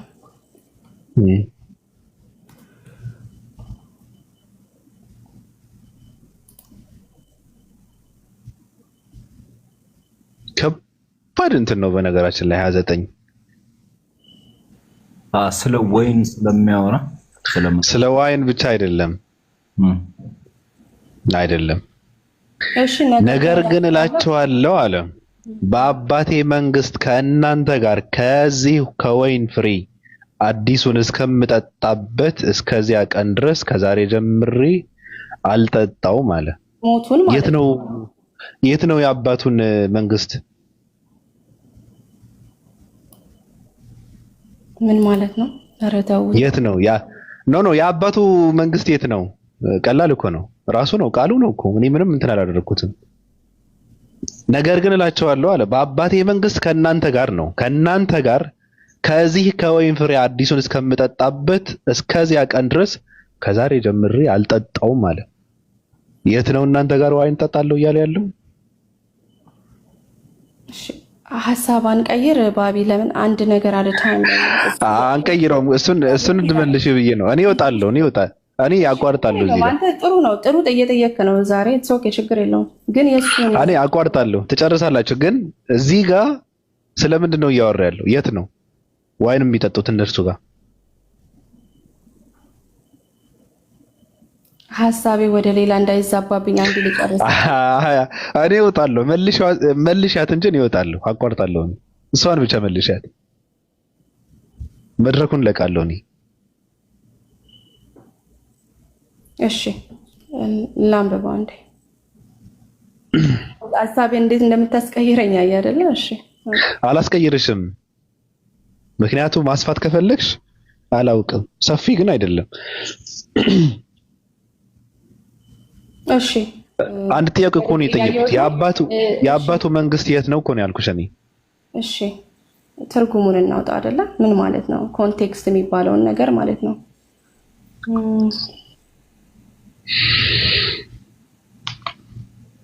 እኔ ደከምኩ እያለች እኔ ቀድሜ እኔ መድከሜን እኮ ነው የሚገርመኝ። እንዴ ለምንድን ነው? እኔ ሐሳብ እኮ እያስቀየርክ ነው። ቆይ አንድ ጊዜ እያስቀየርኩ አይደለም። አጭር መልስ ነው። መልሽውና እኔ ልውጣ። መድረኩን ልልቀቅ አልኩሽ እኮ።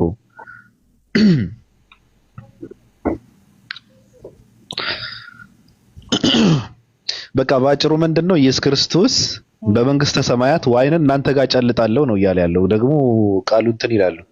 በቃ እሱ ነው ሐሳቡ። ቀጥሉ እናንተ። ገነት ውስጥ እናንተ ጋራ ዋይን ጠጣለሁ ነው እያለ ያለው። ብቻ ቀጥሉ። እሺ እሺ ኦኬ ያው ለዚህ ነው ምንም አየህ፣ ይሄ ነው እንግዲህ ጠመም ባለ መንገዱ ስትረዱ እንደዛ ይሆንብሃል። ግን እሺ ይሁን ችግር የለውም።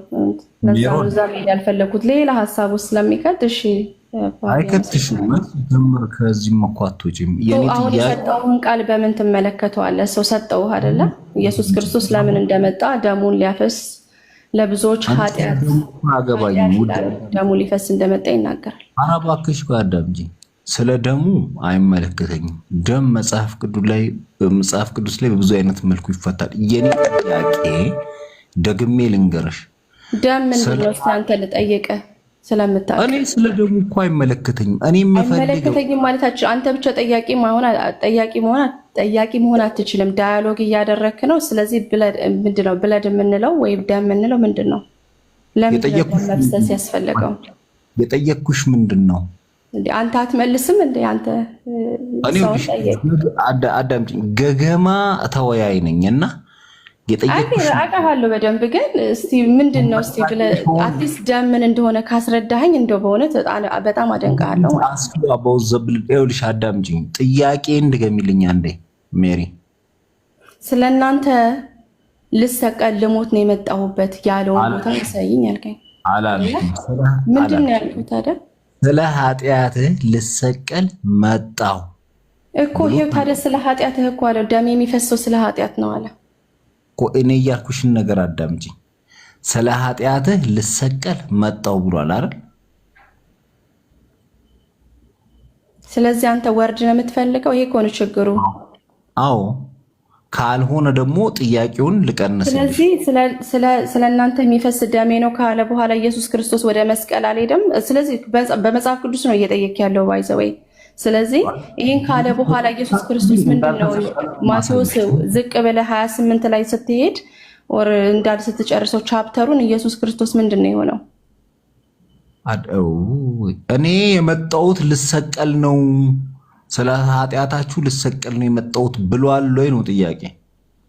አይ እንትን ኢንዲጂኒየስ የሚባል ይሄ ላይክ ማይሆን ጥያቄ እየጠየቀ በቃ ስለ ደሙ ያወራውን አይደለም። ለማንኛውም አይደለም ይሄን ጥቅስተይና አራቱም ወንጌላት ላይ ኢየሱስ ክርስቶስ ኃጢአትን ለማስተሰረይ ወይም ደግሞ ልሰቀል ነው የመጣሁት የሚል ጽሑፍ አታመጭልኝም። አልተናገረም።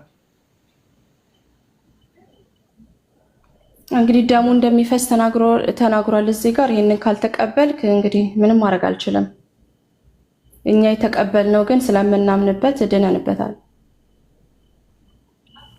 ለኃጢአት ስርየት ግን እኔ እሰጥሃለሁ ጀነራል። እሺ ስጠኝ። ናውሩና ያወጣል። ባቢ አንተኑ ልጠይቅ። አንተ እሱ ስለማይመልስ ጀነራል ብዙ ጊዜ አይመልስልኝም እና አንድ ጥያቄ ልጠይቅ። የስ ኦር ኖ? ቀላል ነው በጣም። ስለምንድን ነው? አይ ቀላል መጽሐፍ ቅዱሳዊ ያልሆነ ጀስት ጀነራል ጥያቄ ትችላለሽ። እሺ አንተ ወንጀል ሰራ በምድር ላይ እናውራ። ጀስት ወደ ሰማይ ሳናይ አንተ ወንጀል ሰራ። ለሰይ ሰው ገጭ ተገደልክ ልበል፣ እግዚአብሔር አያምጣውና ይሄንን ጥፋት አጠፋ ልበል። ስለዚህ ፍርድ ቤት ስትሄድ ይሄ ኃጢአት መቀጣት እንዳለበት መንግስት ያምናል አይደለ? ምንድነው ዝናረባውት አንተ ተሳስተህ ነው አንተ ሳታቅ ነው የዛን ቀን ቸኩለህ ስለወጣ ነው ብሎ ያይልሃል ወይስ አያልህም? እስመልስልኝ እንደ ሬጉላር ማለት ነው። ያይልኛል እንጂ ለምን አያይም? ይሄ ዳኛ ምንድነው የሚልህ? ሰው ስለገደለ ፍርድ ይገባዋል ብሎ አንተን ወይኒ ቤት ያውላል። ነገርኩሽ እኮ ለምን እንደገደልኩት እንዴት እንደገደልኩት። በእርግጥ እኔ ነኝ እንደገደልኩት ይጣራል። እሺ በአሜሪካ ልበል፣ አሜሪካ ሰው ብትገድል ይምሩሃል? ምህረት ማለት የምን ምህረት? ምህረት ማለት ምንድነው? በቃ ስላላወቀ ነው። ስለዚህ በቃ ልቀቁት ላስት እኮ ነገርኩሽ እኮ ይጣራሻል እኮ ስላላወቀ ነው። ያው የሚምርሽ የለማ ብለው ይተውሃል። አትማሪም። ቴንክ ዩ ሶ ማች። ይሄንን ወርድ ነው የፈለኩት። አትማርም። ስለዚህ እግዚአብሔርም ኢየሱስ ክርስቶስን በመስቀል ላይ ያኖረው ምንድነው ለመሰለ እንደዚህ ሀገር ዓለም ጃጅ እንደሚያደርግህ ዳኛው አይቶ ኃጢአትህን ቢምርልህ እውነተኛ ዳኛ እንደማይባለው ሁላ እግዚአብሔርም የሰው ልጆች ኃጢአትን ሰርተው ሲወድቁ ዝም ብሎ ቢምራቸው ጻድቅ አምላክ አይባልም ማለት ነው። በተዘዋዋሪ ጀስት የምንለው ነገር ማለት ነው። ስለዚህ እግዚአብሔር ምን ማድረግ አለበት? ኃጢአትን መቅጣት አለበት። እውነተኛ አምላክ ለመባል ራሱ እሺ፣ እዛ ጋር እንትን ልበልሽ፣ ኃጢአትን መቅጣት አለበት። አንተን እኮ ይቅር ይልሃል፣ አንተን እኮ ላይጠላህ ይችላል፣ ግን ኃጢአትን ግን መቅጣት አለበት። ሜሮን በነገራችን ላይ አሁን ለምሳሌ አንድ ሰው ገጨ እንበል፣ አንቺ እንዳመጣሽው ማለት ነው። ሰው ገደለ። በፍርድ ቤት የሚፈረደው ያው የሚፈረድበት ጉዳይ አለ። የልጁ ባለቤት መጥቶ ይቅርታ ሊለው ይችላል አይችልም? የልጁ እናት የልጁ አባት ይለዋል አይለውም? እኮ ይለዋል አይለውም? እሱ ሲመጣ የተለያየ ሊልህም ይችላል አይልህም ይችላል። እኔ አሁን በቃ አለቀ። እንደዛ ነው።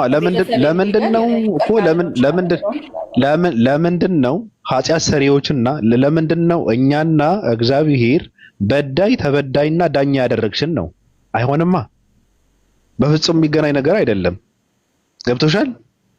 የተበደለውም እርሱ ይቅር ማለት የሚችለውም ራሱ ይቅር ማለት ያልቻለውም ራሱ የተሰቀለውም ራሱ ለምን ሲባል ለራሱ ለኃጢአቱ ራሱ ባደረገው ራሱ እንዳያደርግ ይቅር እንዳይል ማለት ነው።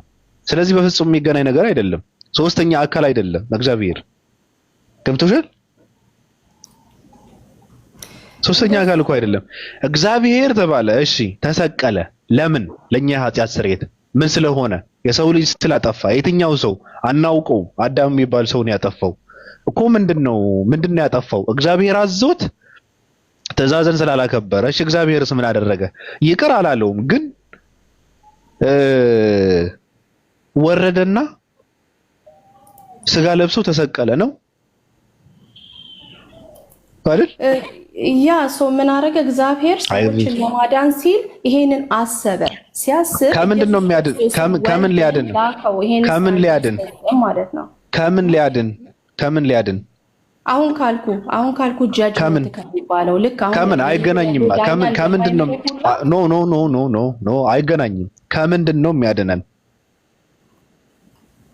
ኦኬ ከነፍስ አዳምና ሔዋን ሲሞቱ ስጋቸው አይደለም የሞተ መንፈሳዊ ሞት ሞተዋል ይላል።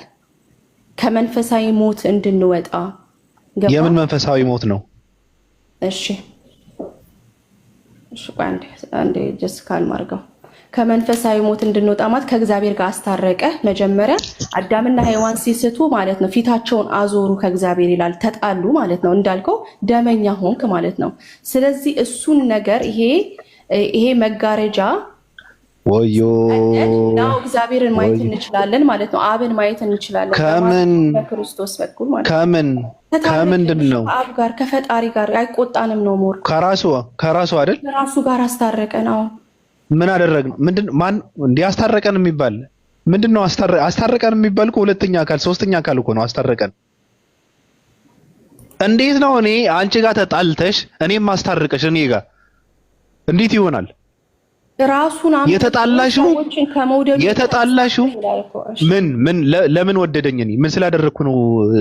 ስለወደደኝ ያደረገልኝ ምንድነው? ምን አደረገልኝ?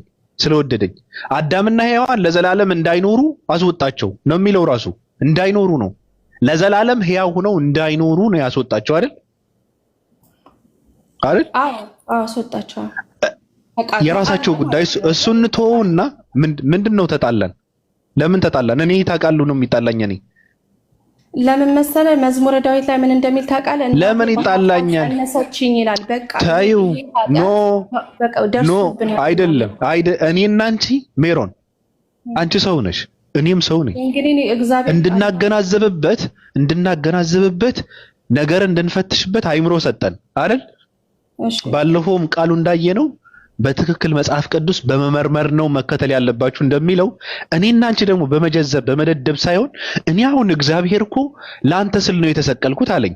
ምን ማለት ነው? ለአንተ ስል እኔ ምን ስላደረኩ ነው? እኔ ያደረኩት ነገር የለም። ግን ለኔ ስትል ተሰቀልክ እንበል። ለምሳሌ ለማን ነው የተሰቀልከው? እኔ በማን እንዳልጎዳ ነው በማን እንዳልቀጣ ነው ብዬ ስለው እኔ እንዳልቀጣ እኔ ራሴ ሰቀልኩ አለኝ። ምን ማለት ነው? ለምንድን ነው ክብርህን ዝቅ ያደረከው? በዛ ልክ ሳትሰቀል እኮ እኔ ይቅር ማለት ትችል ነበር እኮ። ለምን? እኔ ምንም አላጠፋውም። አንደኛ ነገር ጥፋት የለብኝም። ቢኖር እንኳን ራሱ እኔ እንኳን ባጠፋ ራሱ አንተ ራስህን መፈጥፈጥ ትክክል አይደለም እያልኩ ነው። እኔ ልክ አይደለም እኮ እንዴ። ይቅር አይልም እንዴ ዝም ብሎ? ለምንድን ነው እኔ ስለምወድህ ነው ራሴን በዚህ ልክ እንትን ያደርኩት የሚለኝ? ይሄ እኮ ማሸከም እኮ ነው ራሱ። እሱ ብሎ እያለ ከሆነ እያሸከመኝ ነው። እናንተ እያላችሁ ከሆነ ደግሞ ራስን አለመቻል ነው። ገብቶሻል? ችግርን አለመሸከም ነው። አሳልፎ መስጠት ነው። ለምን? እኔ ምንም ሳላጠፋ እግዚአብሔር ተቸነከርኩልህ ካለኝ የራሱ ጉዳይ። ምንም አላጠፋውም። እኔ አልጠየቅም። አዳም በሰራው እኔ አልጠየቅም። ምንም አልጠየቅም። እኔ አዳም በሰራው እኔ አልጠየቅም። እኔ አይምሮ አለኛ አልቀበለውም። እኔ ሶስተኛ አካል አድርገሽ አይደለም ማምጣት ያለብሽ። እግዚአብሔር ከራሱ ቅጣት እኛ እንዳይቀጣን ራሱ ቀጥቶ ከራሱ ቅጣት ነፃ ወጣን። በፍጹም አይምሮዬ ውስጥ አይገባም። በፍጹም የሚሆን ነገር አይደለም። ከራሱ ቅጣት ራሱን ቀጥቶ ነፃ ወጣን። አይሆንም። ምን እንደሚል ታውቃለህ? ምንድነው ዕንባቆም መጽሐፍ ላይ ምን ይላል? ዓይኖች ክፉ እንዳያዩ ንጹሃን ናቸው ይላል። ጠማማነትንም ትመለከት ዘንድ አትችልም። የሰውን ጠማማ እግዚአብሔር ሁሉ ቅዱስ ነው፣ አይችልም። ስለዚህ ኃጢአትን ካልቀጣ ከሰው ጋር ሊታረቅ አይችልም እኮ እያልኩ ነው። አታላዮችንስ ለምን ትመለከታለህ? ኃጢአተኛውንስ ከእርሱ ይልቅ ጻድቅ የሆነውን ሊውጠው ስለምን እያለ ይቀጥላል። ብቻ ይሄንን ብቻ ሳይሆን እዚህ ጋር ካልቀጣ አይታረቅም። ካልቀጣ ለምሽ ካልቀጣ የታረቀው ግን እሺ የታረቀው የሰው ልጅ በሙሉ ነው የታረቀው። 97 ምን ይላል? እሺ ሜሪ የታረቀው የሰው ልጅ በሙሉ ነው ለተቀበሉት ግን በስሙ ለሚያምኑት ለነሱ የእግዚአብሔር ልጆች የሆኑ ዘንድ ስልጣንን ሰጣቸው ይላል። ካልተቀበልከው ተፈርዶብሃል ነው እንደውም ይላል። ምክንያቱም ራሱን ማለጣ አልተቀበልከው። አየሽ በራሱ ፍቃድ ደግሞ መሰቀሉ ለኔ ፍቃድ ትቶ መሰቀሉን ገደል ከተተው። ገብቶሻል? ገደል ከተተው። በነገርሽ ላይ ኖ እንደዛ የሚባል ነገር የለም። ለሰው ልጅ ከሆነ የተሰቀለው የሰው ልጆች ጋር እንዲታረቅ ከሆነ ኃጢአተኛ ሰዎች ጋር እንዲታረቅ ከሆነ የተሰቀለው እንደዛ የሚባል ኃጢአተኛ የሚባል እኮ የእግዚአብሔር ቃል የማይቀበል እኮ ነው ራሱ ኃጢአተኛ የሚባለው። ማን ነው ኃጢአተኛ? ቃሉ የሚቀበል ነው እንዴ ኃጢአተኛ? ትእዛዙን የሚያከብር ነው እንዴ ኃጢአተኛ? ክርስቲያኖች ይቀበላሉ። ኖ እንደዛ የሚባል ነገር የለም። የተሰቀለው ቃሉን ለማይከበሩ ኃጢአተኛ ስለተባሉ ሰዎች ነው እንዲታረቅ መቅጣትም ስላለበት ተባለ። እንደዛ ከሆነ እግዚአብሔር ያደረገውን ራሱ ዓላማውን አላሳካም። እግዚአብሔር ራሱ ለሰው ልጆች ከተሰቀለ ራሱ ዓላማውን እንደሚገባ አላሳካም። ምክንያቱም ምንድነው? በመሰቀሉ የሚያምኑ ጥቂት ሰዎች ናቸው። ገብቶሻል? ስለዚህ ዓላማውን አላሳካም። ራሱ በመጀመሪያ ነብያቶችን ሲልክ ቆይቶ ለምን ራሱ ጋር እንዲያስታርቁት ከዛ ሊሳካለት አልቻለም። ከዛ በፊት ብዙ ቅጣት ሲቀጣ ነበር አይደል? እግዚአብሔር ይቀጣ ነበር አይደል? ከዛ መጨረሻ ላይ ተስፋ ሲቆርጥ ራሱን ፈጠፈጠና እንትን ተሰቀለ አይደል? ሲጀመር የተሰቀለው በራሱ ፍቃድ ሳይሆን እየለመነ እየጸለየ እያለቀሰ ከዚህ ጽዋ አድነኝ እያለ ነበር ራሱ የተሰቀለው። በመልካም ፍቃድም አይደለም። ከዛ ተሰቀለና መሰቀሉን እንኳን ተሰቅሎ ዓላማውን አላሳካም። ተሰቅሎ እንኳን አንተ እግዚአብሔር አይደለም የተሰቀልከው አሉ። ስለዚህ እግዚአብሔር ለሰው ልጆች ከተሰቀለ ራሱ የተሰቀለበት ዓላማው ገደል ነው የገባው። የተቀበለው በጣም ጥቂት ነው። እንኳን ሌላ እምነት ተከታይ ይቅርና ክርስቲያን የሚባል ራሱ በሙሉ አይቀበለውም። ምን ይላል ራሱ መጽሐፍ ቅዱስ ሲናገር ምንድነው? የእግዚአብሔር መንግስት በጣም ጠባብ እንደሆነች ይናገራል። በጠባቡ መንገድ ግቡ ይላል። ከሰፊው መንገድ ወደ ዲስትራክሽን የሚመራ ነው፣ ወደ ጥፋት የሚመራ ነው እያለ መጽሐፍ ቅዱስ ይናገራል። ስለዚህ የምትለውን ነገር አልቃወምም። እሱ ሌላ ነገር ናቸው፣ ጥቂት ሰዎች ናቸው። ሌላ ነው እኮ ነገርኩሽ እኮ። ታዲያ ለሰው ልጆችን ራሴን እንትን አደረግኩ ካለ ገብቶሻል? እግዚአብሔር እኮ ለሰው ልጅ ዊል አለው። ሲፈልግ እኮ ነው እግዚአብሔር አስገድዶ መቼስ አምልክ የምን ዊል ነው ማለት አይችልም። የምን ዊል ነው? ወይ የተቀበሉት ራሱ እኮ በመቀበላቸው ብቻ እኮ ድህነት እኮ አልሰጣቸውም እኮ በነገርሽ ላይ። አንቺ አሁን በመሰቀሉ አመንሽ አይደል? በእግዚአብሔር መሰቀል አመንሽ። ለምሳሌ ተሰቀለ እንበል። ተሰቀለ ብለሽ ካመንሽ ብቻ ትድኛለሽ አንቺ አይደለም። መስቀሌንም ተሸክማችሁ ሂዱ ይላል። ምንድነው በክርስትና ውስጥ ስታልፍ የሚታለፉበት እሱን መምሰል አለብህ። እሱን አይደለም አለብህ ማለት ነው። እኔም መስቀሉን ለምን ጫነብሽ እኮ ለምን ጫነብሽ? እሱን መምሰል አለባችሁ ማለት ምንድነው? መልካም ስነ ምግባር፣ ሰው መሆን፣ ዝሙት አለመስራት፣ ንጹህ መሆን፣ ጻድቅ መሆን ነው አይደል? እንደዛ ነው አይደል? እንደዛ ነው። ዝሙት አለመስራት፣ አለመስረቅ፣ አለመዋሸት፣ አለመቅጠፍ ነው እሱን መሆን ማለት፣ ኢየሱስን መሆን ማለት አይደል? ጻድቅ ቅዱስ መሆን፣ ንጹህ መሆን ነው አይደል? እሱን ኃጢአት አለመስራት ነው ባጭሩ። እሱን ምን ይባላል? ጫነብሽና ማለት ነው። ህግም ትእዛዝም አያገባኝም። መጀመሪያ ጫነብሽና ግን ምንም ማድረግ አይቻልም ማለሽ። በቃ ግን ደግሞ የምትድኝው ራሱ በመልካም ስነ ምግባር ነው አለሽ። ኢየሱስን በመምሰል ምን? ዝሙት ባለመስራት፣ ኃጢአት ባለመስራት። በእምነት ብቻ ሰው ይድናል? ሰው ይድናል በእምነት ብቻ? ሰው ይድናል? ሰው ይድናል? ትድናለህ፣ ግን መዳንህን ደግሞ ትፈጽማለህ። ምክንያቱም የዳነ ሰው ኦኬ ከምን ይድናል? ራሱ በጽድቅ ይኖራል አይደል እንዴ? በጽድቅ ይኖራል የሚባል ነገር የለም። በእምነት ብቻ ሰው ይድናል። ኃጢአት ቢሰራ ችግር የለበትም?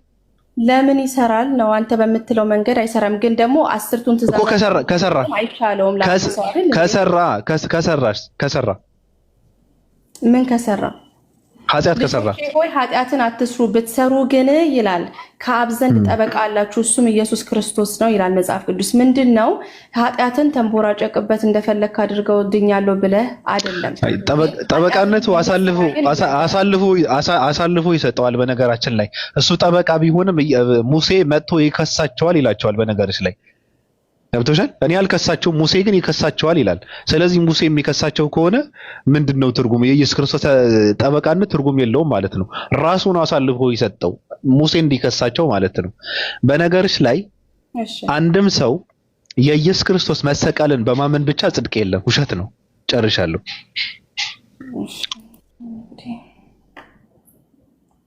ይገባኛል የምትለው ግን ያው ትልቅ ትምህርት ነው። መዳን ማመን ብቻ ይድናል ነው የሚለው። በማመን ብቻ ነው መዳን የሚመጣው።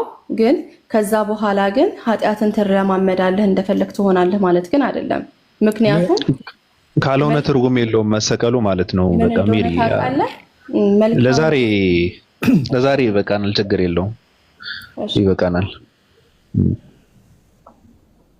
እሺ እኔም ማጠቃለያ ሰጥቼ ልውጣ። 30 ሰከንድ ግን እኔ የምልሽ ሜሮን የምታወሪ ችግር የለውም። ግን ኑር አዲስ ጋር አውሩ። በራስሽ የምታወሪ እና እኔ እባክህ ተደባብረናል። ችግር የለውም።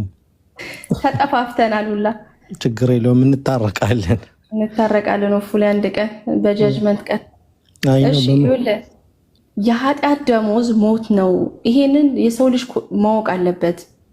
ኃጢአትን የምትሰራ ነፍስ ትሞታለች ይላል ሕዝቅኤል ላይ ራሱ 18:4 ላይ ሄደ ስታይ። ስለዚህ ከዚህ ለመዳን ነው እንግዲህ ኢየሱስ ክርስቶስ ወደ ምድር የመጣውና የሞተው ይሄንን እኛ እንዳንቀበል ማለት ነው። ኢየሱስ መጀመሪያ አብ የላከው ለምን ነበር? ኢየሱስን አብን የላከው ለምን ነበር? ይሄን ስራ እንዲያስፈጽም፣ ይሄን የመዳን ስራ እንዲያስፈጽም አይደለም። እንዴት ጥያቄ ጠየቀኝ አይደል? አሁን ክርስቲያን ነኝ አይደል? እኔ እየመለስኩ ያለው እኮ አብን መጀመሪያ ኢየሱስን የላከው ለምን ነበር ብዬ ጠየቅኩሽ። አዎ አብ ምን አሰበ? ሰዎችን ለማዳን አሰበ አይደለ? ስለዚህ በማን ነው ይሄንን ማድረግ የሚችለው? በወልድ አይደለ? በኢየሱስ እኮ ለምን ዓላማ ነበር መጀመሪያ ኢየሱስን ወደ እስራኤል ልጆች ተልኮ ነበር አይደል? አይ ኢየሱስ ክርስቶስ እኮ እሺ ለምን ላከው? ለማዳን እኮ ወደ እስራኤል ልጆች ልከውት ነበር አብ። ምን ሊያረጉት ነበር? ሊገሉት ነበር የላከው ወይስ ለነሱ ሊሞትላቸው ነበር የላከው? ለምንድን ነው የላከው? ኢየሱስ ክርስቶስ ለመግደል ሰዎች ራሱን አይልክም። ሲያስብ ለአብርሃም ቆይሽ ልናገር፣ ለአብርሃም መስዋዕቱን ሲያመጣ ልጅህን አምጣ ካለው በኋላ አረነሱን አልጠየቅኩሽም። ወደ አብርሃም እሺ ለምን ኢየሱስ ክርስቶስ ወደ እስራኤል ልጆች ሲልከው ጥያቄው እንዲድኑ ነው እንጂ እንዲያጠፋ አይደለም። ኢየሱስ ክርስቶስ ወደ እስራኤል ልጆችን አብ ሲልከው ምን ሊያረጉት ነበር የላከው ነው ጥያቄ። ለነሱ ሊሞትላቸው ነው የላከው ወይስ የኢየሱስ ክርስቶስን ትምህርት እንዲሰሙና በትምህርቱ እንዲድኑ ነበር የላከው? ለምን ዓላማ ነበር መጀመሪያ የላከው? ኢየሱስ ክርስቶስ ሲልከው አብ ሲልከው ሰው እንዲሆን እኛኑ በእኛ መካከል ሆነ ይላል። እኛን እንዲመስል አይደል የምትላከው? እንዲሞት ብቻ ብለህ ሳይሆን የምትለው እዛ ሳይሞት በፊት በ33 ዓመቱ። እሺ ቆይ መጽሐፍ ቅዱስ ላንብብልሽ ለምን ዓላማ ተልኮ እንደነበረ። ያስተምር ነበር፣ የእግዚአብሔርን መንግስት ያሳይ ነበረ፣ አብን ያሳይ ነበረ። የአብ ነጸብራቅ ነው ይላል ኢየሱስ ክርስቶስ። ኧረ ያልጠየቅኩሽ ነገር አብን ሊያሳይ ነው የመጣው አንድ። ከዛ ደግሞ ለሰዎች ኢየሱስ ለመሞት ነበር የመጣው ለማስተማር ነበር የመጣው? ባጭር ቃል አነበብን እኮ ከላይ ትንሽ እኮ ለማስተማር ነበር የመጣው ሊሞት ነበር የመጣው? ሊሞት ነበር የመጣው ሊሞትላቸው ነው የመጣው ወይስ ሊያስተምራቸው ነበር የመጣው? ኦኬ ሊያስተምርም አይደለ ግን ሊሞትም እንደሆነ ብዙ ቦታ ላይ ተናግሯል። ይሄ ማቴዎስ 6:28 ላይ ይሄ ለእናንተ የሚፈሰው ደሜ ነው እያለ ለኃጢአታችሁ እያለ ይናገራል። ስለዚህ እንደሚሞትም ነው። እሺ ይኸውልሽ በማርቆስ ወንጌል ላይ ኢየሱስ ክርስቶስ በምሳሌ ሲናገራቸው ለይሁዶችን ለምን ዓላማ ተልኮ እንደነበረ በምሳሌ ያስቀምጠዋል። እሱም ለሌሎቻችሁም እንዲጠቅማችሁ የማርቆስ ወንጌል 12 ከአንድ ጀምረን ብናነበው ምን ይላል? በምሳሌ ይነግራቸው ጀመር ይላል። ተናጋሪው ማን ነው? ኢየሱስ ነው የሚነግራቸው። ለማን ነው? እዛ ላሉ ህዝቦች። ምን አላቸው? አንድ ሰው የወይን አትክልት ተከለ፣ ቅጥርም ቀጠረለት፣ መጥመቂያውም ማሰለት፣ ግንብንም ሰራና ለገበሬዎቹ አከራይቶ ወደ ሌላ ሀገር ሄደ ይላል። በጊዜውም ከወይኑ አትክልትን ፍሬን ከገበሬዎቹ እንዲቀበል አንድ ባሪያውን ወደ ገበሬዎቹ ላከ። ይዘውም ደበደቡት፣ በባዶም ሰደዱት። ዳግመኛም ሌላው ባሪያውን ወደ እነርሱ ላከ። እርሱም ወገሩት፣ ራሱንም አቆሰሉት፣ አዋርደውም ሰደዱት። ሌላውም ላከ፣ እርሱም ገደሉት። ከሌሎቹም ከብዙዎቹም አንዳንዱ ደበደቡ፣ አንዳንዱም ደግሞ ገደሉ። 6 ላይ የሚወደው ይላል የሚወደው አንድ ልጅ ገና ነበረውና ልጄስ ያከብሩታል ብሎ እርሱ ከሁሉም በኋላ ወደ እነርሱ ላከው ይላል። አሁን ይሄኛው በምሳሌ እየነገራችሁ ያለው ፈጣሪ ወደ ሰዎች ምን ይልካል? ነብያቶችን ይልካል። ነብያቶቹ በመጡ ጊዜ ምን አድርገው ይሸኙታል? ግማሾቹን ይደበድባሉ፣ ሌሎቹም ደግሞ ይገድላሉ። ለምሳሌ ከተገደሉ ነብያቶች ጥምቁ ዮሐንስ ተገድለዋል፣ ዘከርያ ተገድለዋል። ሌሎቹም ነብያቶችን ይደበድቡ ነበር። ለመጨረሻ ጊዜ ግን ምን አለ? ምዕራፍ 6 ላይ የሚወደው አንድ ልጅ ገና ነበረውና ልጄንስ ያከብሩታል ብሎ እርሱንም ከሁሉም በኋላ ወደ እነርሱ ላከው ይላል። ስለዚህ ኢየሱስ የተላከበት የነበረው ዋናው ምክንያት ያከብሩታል፣ ይሰሙታል፣ ቃሉንም ያዳምጣሉ ብሎ ወደ እነርሱ ልኮት ነበር። እሺ ያ ነገር ደግሞ የት ነው የምናገኘው? ቅድም ባቢ ሲያወራሽ የነበረው ዮሐንስ ወንጌል ምዕራፍ 17 ቁጥር 8 ላይ የሰጠኸኝን ቃል ሰጥቻቸዋለሁኝ እነርሱም ተቀብለውታል ይላል። ዮሐንስ ወንጌል 17:14 ላይ ምን ይላል? እኔ ቃልህን ሰጥቻቸዋለሁኝ። የእግዚአብሔር የሰጠውን ቃል ያንን ያከብሩታል፣ ይሰሙታል ብሎ ቃል ሰጥቶ ልኮለታል። ያኛው ደግሞ ምንድነው ያስተምር የነበረው ካልን በማርቆስ ወንጌል ላይ ምዕራፍ 1 ላይ ቁጥር 14 እና 15 ላይ ምን ይላል?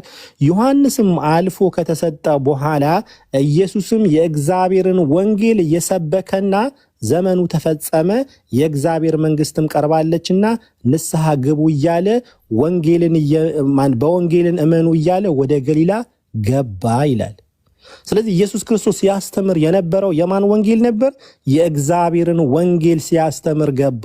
ቅድም ባቢሎንም ሲጠይቅሽ የነበረው ኢየሱስ ያስተምሮ የነበረው ወንጌል የት ነው ያለው? የቱ ጋ ነው የኢየሱስ ክርስቶስ ወንጌል ያለው የማርቆስ ወንጌል፣ ዮሐንስ ወንጌል ተብሎ ነው የተቀመጠው። የዛ እሱ ሲያስተምሮ የነበረውን ወንጌል የት አለ? ኢየሱስ ያስተምሮ የነበረውስ የምን ነበር ካልን በሉቃስ ወንጌል 5:1 ላይ ምን ይላል? ህዝቡንም ይላል መጀመሪያ ነግሯቸዋል። ዮሐንስ 12:49 ላይ እኔ ከራሴ አልተናገርኩም፣ ነገር ግን የላከኝን አብ እርሱ የምለውን የምናገረው ትእዛዝም ሰጠኝ። ህዝቡንም የእግዚአብሔር ቃል ሰሙ ህዝቡም የእግዚአብሔርን ቃልን ሰሙ ይላል። ስለዚህ ኢየሱስ ክርስቶስ ያስተምራቸው የነበረው የማን ቃል ነው? የእግዚአብሔር ቃል ነበር የሚያስተምራቸው። ህዝቡም ደግሞ ሰምተዋል። ከትምህርቱ አንዱ ምን ነበር? ትንሣኤ ቀርባለችና ንስሐ ግቡ እያለ ወደ ገሊላ የእግዚአብሔርን ወንጌል እያስተማረ ገባ ይላል። የተላከበትን ዋና ዓላማው ምን ነበር? ነቢያቶች በተለያየ ጊዜ ሲላኩ ይገሉ፣ ይደበድቡ ስለነበረ ለመጨረሻ ጊዜ ልጄን ግን ያከብሩታል ብሎ ወደ እነሱ ላከ ነው። ስለዚህ ያ ዋናው ሐሳቡ ምን ነበር? ልጄን ያከብሩታል፣ ሌሎቹ እንደገደሉ አይገሉትም ወይም አይደበድቡትም ብሎ ነበር የላከው እንጂ አንቺ እንደምትዩ ሊሞት ሊሰቀል አይደለም የላከው። ያ እንደሱ ካልን ታዲያ እንዳልከው ማርቆስ 10:45 ላይ የሰው ልጅ ይመጣል ሕይወቱንም ለብዙዎች ሊሰጥ እያለ ይናገራል። እንደገና ደግሞ ቅድም ያነበብኩት ማቴዎስ 26:28 ይሄ ደም ለእናንተ የሚፈስ ለኃጢአታችሁ የሚፈስ ደም ነው እያለ ኢየሱስ ክርስቶስ በራሱ አንደበት ይናገራል። እንደገና ዮሐንስ 10 ላይ ስትሄድ እኔ ሕይወቴን እንደ በግ አሳልፌ ይሰጣለሁ ማለት በግ ምንድነው? ይታረዳል አይደለ? እዛ ጋር እንደዛ ይናገራል።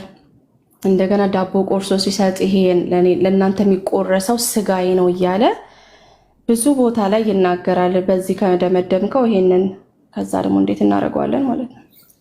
ሰንዴ ቸርች ትሄጃለሽ? አዎ ሄዳለሁ። የኢየሱስ ክርስቶስ ስጋና ደም ዳቦን ትበያለሽ? የእግዚአብሔር ዳቦ ትበያለሽ? ስጋውን ማለት ነው። ለመታሰቢያ ነው እንጂ ሊትራል ስጋው አይደለም። ይሄ እኮ ያንን ዳቦ ግን የኢየሱስ ስጋ ነው ተብሎ ነው የምትበሉት አይደል? አይደለም። አይ ቲንክ በፕሮቴስታንት ሃይማኖት ሊትራል ስጋው ነው ብለን አናምንም።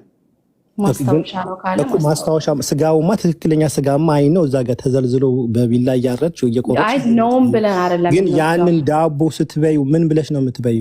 መታሰቢያው ነው። በቃ ሞቱን እያሰብን አንድ መታሰቢያ ለቤተሰቦች ለሞቱ ቤተሰቦች ሲደረግ ያ ሰው እዛ ጋር አለ ሳይሆን የምትለው ሜሞሪውን እያሰብክ ታይማችሁን እያሰብክ የምታደርገው ነገር ነው እንጂ ይህን ስለበላው ይህ ሰው ተመልሶ ይመጣል ብለህ እንደማታደርገው። እነሱም ተመልሶ ይመጣል ብለው አይደለም የሚበሉት፣ ግን የሚበሉት ዳቦውን ስጋውን መታሰቢያ ነው። መታሰቢያ ታውቃለህ አይደል? መታሰቢያ ሊትራል አይደለም።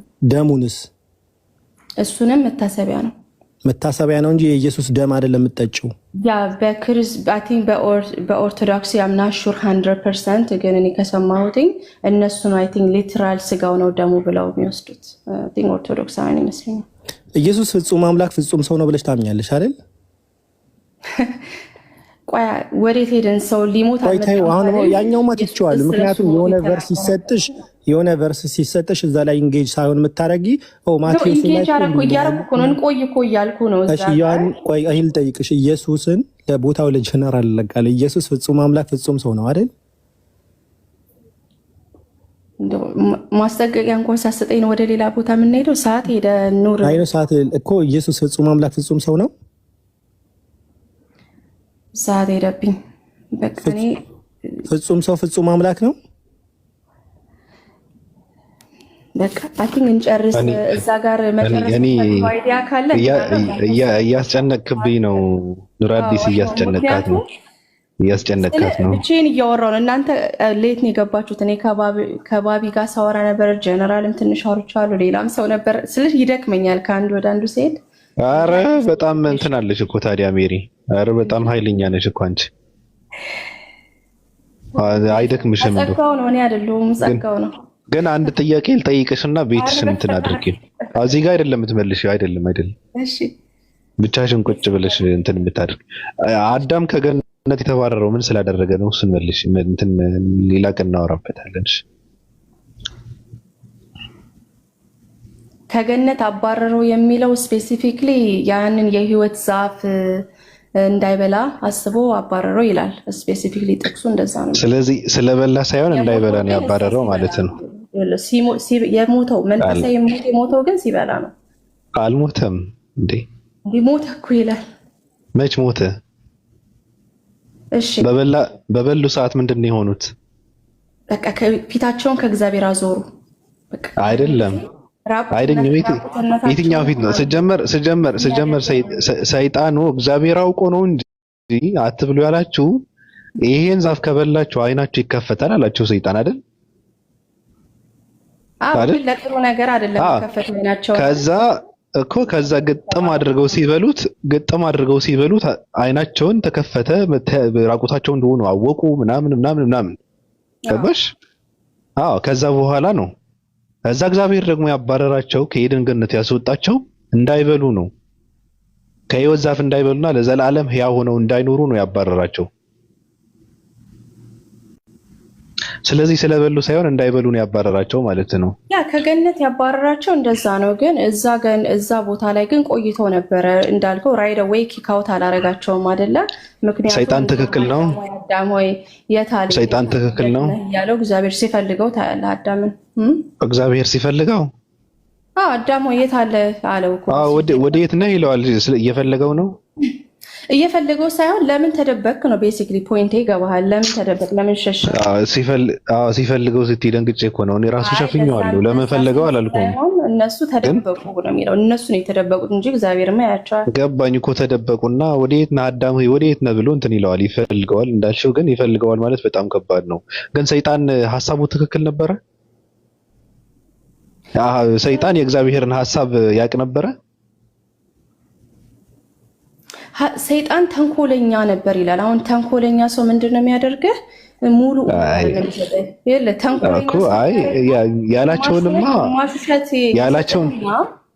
ያላቸውንማ ትክክል እኮ ነው ያላቸው። ሰይጣን ትክክል ነው። ተንኮለኛም ይሁን ሚክስ ዊት ቢግ ላይ ነው የሰጣቸው እኮ እሱ። አይደለም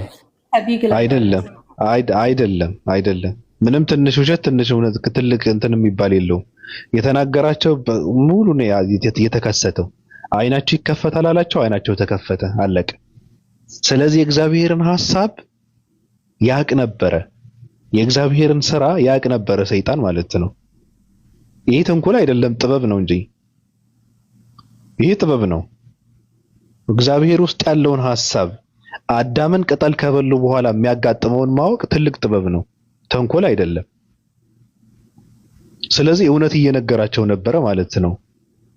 ሞትን አትሞትም አውቆ ነው አይናቸው ስለሚከፈት ነው እንዳትበሉ ያላቸው ብሎ ሲላቸው ግጥም አድርገው ሲበሉ አይናቸውን ተከፈተ፣ አለቀ።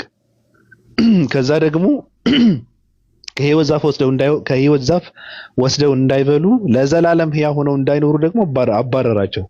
ምክንያቱም ለዘላለም ሕያው ሆነው ከኖሩ እንትን ሆኑ ማለት ነው። ፈራ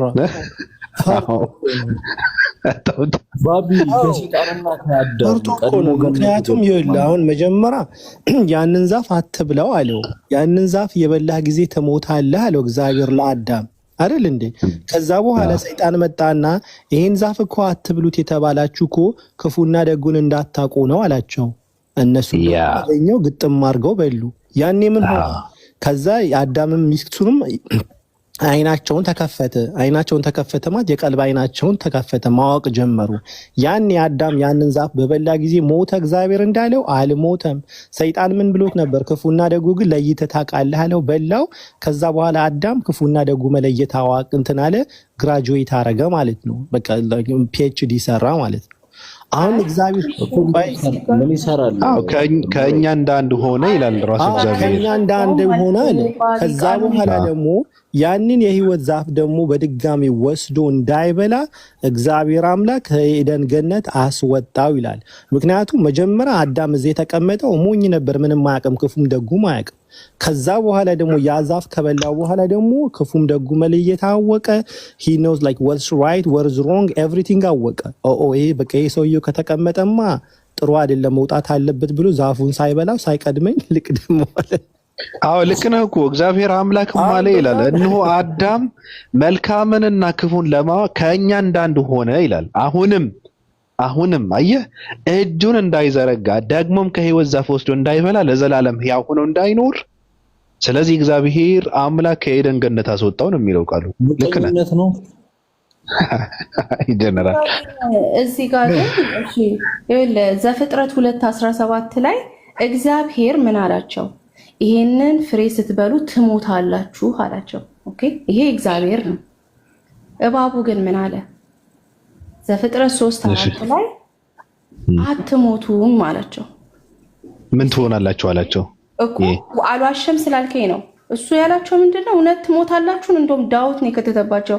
ሪሊ ዩና ሪሊ ገነዳይ ነገር የለም ላይክ እሱ እውነትና ምንድነው መጥፎና ጥሩን እንዳታውቁ ፈልጎ ነው የሚለክ አታላይ ሆኖ ነው የመጣባቸው እንጂ እኮ ያ ትሞታላችሁ እሱ እግዚአብሔር እንዳላችሁ ግን ብሉት አይደለም ያላቸው። ምንድነው ያላቸው ሰይጣን? እሺ እናውጣው። እሺ ችግር ነው። ሞትን አትሞቱም ነው ያላቸው። ሞትን አትሞትም አልሞቱማ። ትሞታላችሁ። ልክ ነው። ዋሻቸው እኮ ማን ይዋሻቸው? አልዋሻቸውም እኮ ሰይጣን እንዴ ሞቱ አልዋሻቸውም። ምን ይላል? እባብም እግዚአብሔር አምላክ ከፈጠረው ከምድር አውሬ ሁሉ ይልቅ ተንኮለኛ ነበረ። ሴቲቱንም በውኑ እግዚአብሔር ከገነት ዛፍ ሁሉ እንዳትበሉ አዘዋልና አላት። ሴቲቱም ለእባቡ አለችው በገነት ካለው ከዛፉ ፍሬ እንበላለን አለችው። ነገር ግን በገነት መካከል ካለው ከዛፉ ፍሬ እግዚአብሔር አለ እንዳትሞቱ ከእርሱ አትብሉ አትንኩትም አላቸው እግዚአብሔር አይደል? ሰይጣንስ ምን አለ? እባብም ለሴቲቱ አላት ሞትን አትሞቱም አላት። ሰይጣኑ ማለት ነው። ከእርሷ በበላችሁ ቀን ዓይኖቻችሁ እንዲከፈቱ እንደ እግዚአብሔር መልካምና ክፉን የምታውቁ እንድትሆኑ እግዚአብሔር ስለሚያውቅ ነው እንጂ አለ አይደል? በበሉ ቀን መልካምና ክፉን አወቁ። እግዚአብሔርስ ምን አለ? ታች ወርዶ የት ነበረ እግዚአብሔር? 22 ነው አይደል? አዎ እግዚአብሔር አምላክም አለ ይላል እነሆ አዳም መልካምና ክፉን ለማወቅ ከእኛ እንዳንዱ ሆነ ይላል አይደል? ተሳሳተ ሰይጣን? አልተሳሳተም። ልክ ነው። አሁንም እጁ እንዳይዘረጋ ደግሞም ከሕይወት ዛፍ ወስዶ እንዳይበላ ለዘላለም ሕያው ሆኖ እንዳይኖር ከኤደን ገነት አስወጣው። አለቀ። ሰይጣን ትክክል ነው። እንደበሉ አልሞተማ። ታዲያ ባቢሎን አልሞተም እና ሰይጣን ልክ ነው እኮ። ልክ ነው። ሐሳቡ እኮ ልክ ነው። ታዲያ እሷ የምትለው ምንድነው? እኔ እንጃ። ዋሻቸው እያለች ነው። አልዋሸም ሰይጣን። አንደኛ ነገር አትሞቱም አላቸው። ግን እነዚህ ሰዎች እኮ ሞቱ። መንፈሳዊ ሞቱ። አልሞቱ። አንደኛ ነገር ዘፍጥረት 3:7 እስከ 10 ስትሄድ ባህሪያቸው ሲቀያየር ታያለ። አይናቸው ከተከፈተ በኋላ ሀፍረት ተሰማቸው፣ ተደበቁ። በቃ ተቀየረ እኮ ሪያሊቲ ተቀየረ እኮ። ስለበሉ ነዋ። ስለበሉ አይናቸው ተከፈተ። እንደ እግዚአብሔር ደግሞ እንደ እግዚአብሔር እንደማን እንደ እግዚአብሔር መልካምና ክፉን አወቁ አይደል? ከኛ እንዳንድ ሆነ ይላል እግዚአብሔር ራሱ። ስለዚህ ይሄ ደግሞ ሰይጣንን አስቀድሞ ነግሯቸዋል። ሞትን አትሞቱም፣ ግን የምትሆኑት ምንድነው? በበላችሁ ቀን እንዲህ ነው የምትሆኑት ባላቸው መሰረት ያላቸውን ሁሉ ነው የሆነው አይደል? ትክክል። አዎ ሰይጣን በጣም ጥበብ ነበረው ማለት ነው። ሰዎች እኮ መንፈሳዊን ሞቱ እያልኳቸው ነው። አሁን እዚህ ጋር ኤፌሶ ላይ መጥቼ ስናገር በበደላችሁ በኃጢአታችሁ ሙታን ነበራችሁ ይላል።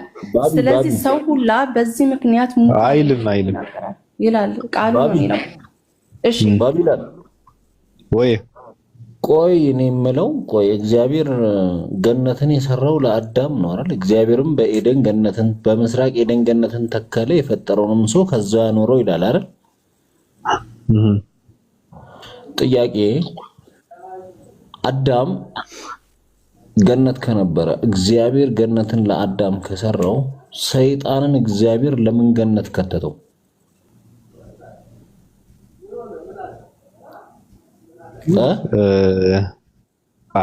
አይረን ነው ምን ይሰራል እዛው ሰይጣን? እግዚአብሔር ለምን? እስኪ ነይ ሜሮን ኧረ ተዋት። ሜሮንን ማረፍ አለባት። ዘቅዱስ መንፈስ አለ ከላይ ከፈለክ ጠይቅ። እሺ ዘቅዱስ መንፈስ እንዴት ነህ? እንዴት ናችሁ? ደህና ናችሁ ወይ? ደህና ነህ? አማን እዚህ እኔ ብለው ባይብል እኮ አፍንጫህን አፍንጫህን ልቀቀው። እፎይ ነህ እንዴ ወይስ አክሊል ነህ? ልቀቀው አፍንጫውን አፍኖ አልገባም። ኧረ በእናትህ ልቀቀው ግድ የለም ገደል እንደምትገባ ስለምታውቀው እኮ ነው። ልቀቀው አፍንጫህን። ልቀቀው። አኬ ነህ እኮ አውቃለሁ። ግድ የለም። ኧረ እንለያለን እኮ እኛ ዝም ብለን እዛው። ልቀቀው። አፍንጫዋን አፍና ትገባለች እንዴ? እንዴት ነህ እንዴ? እኔ ሰው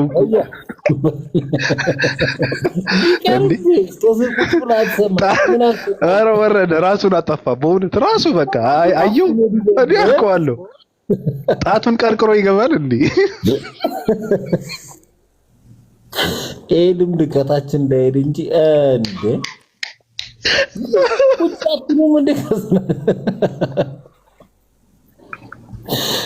አረ ፈጣሪው ስንት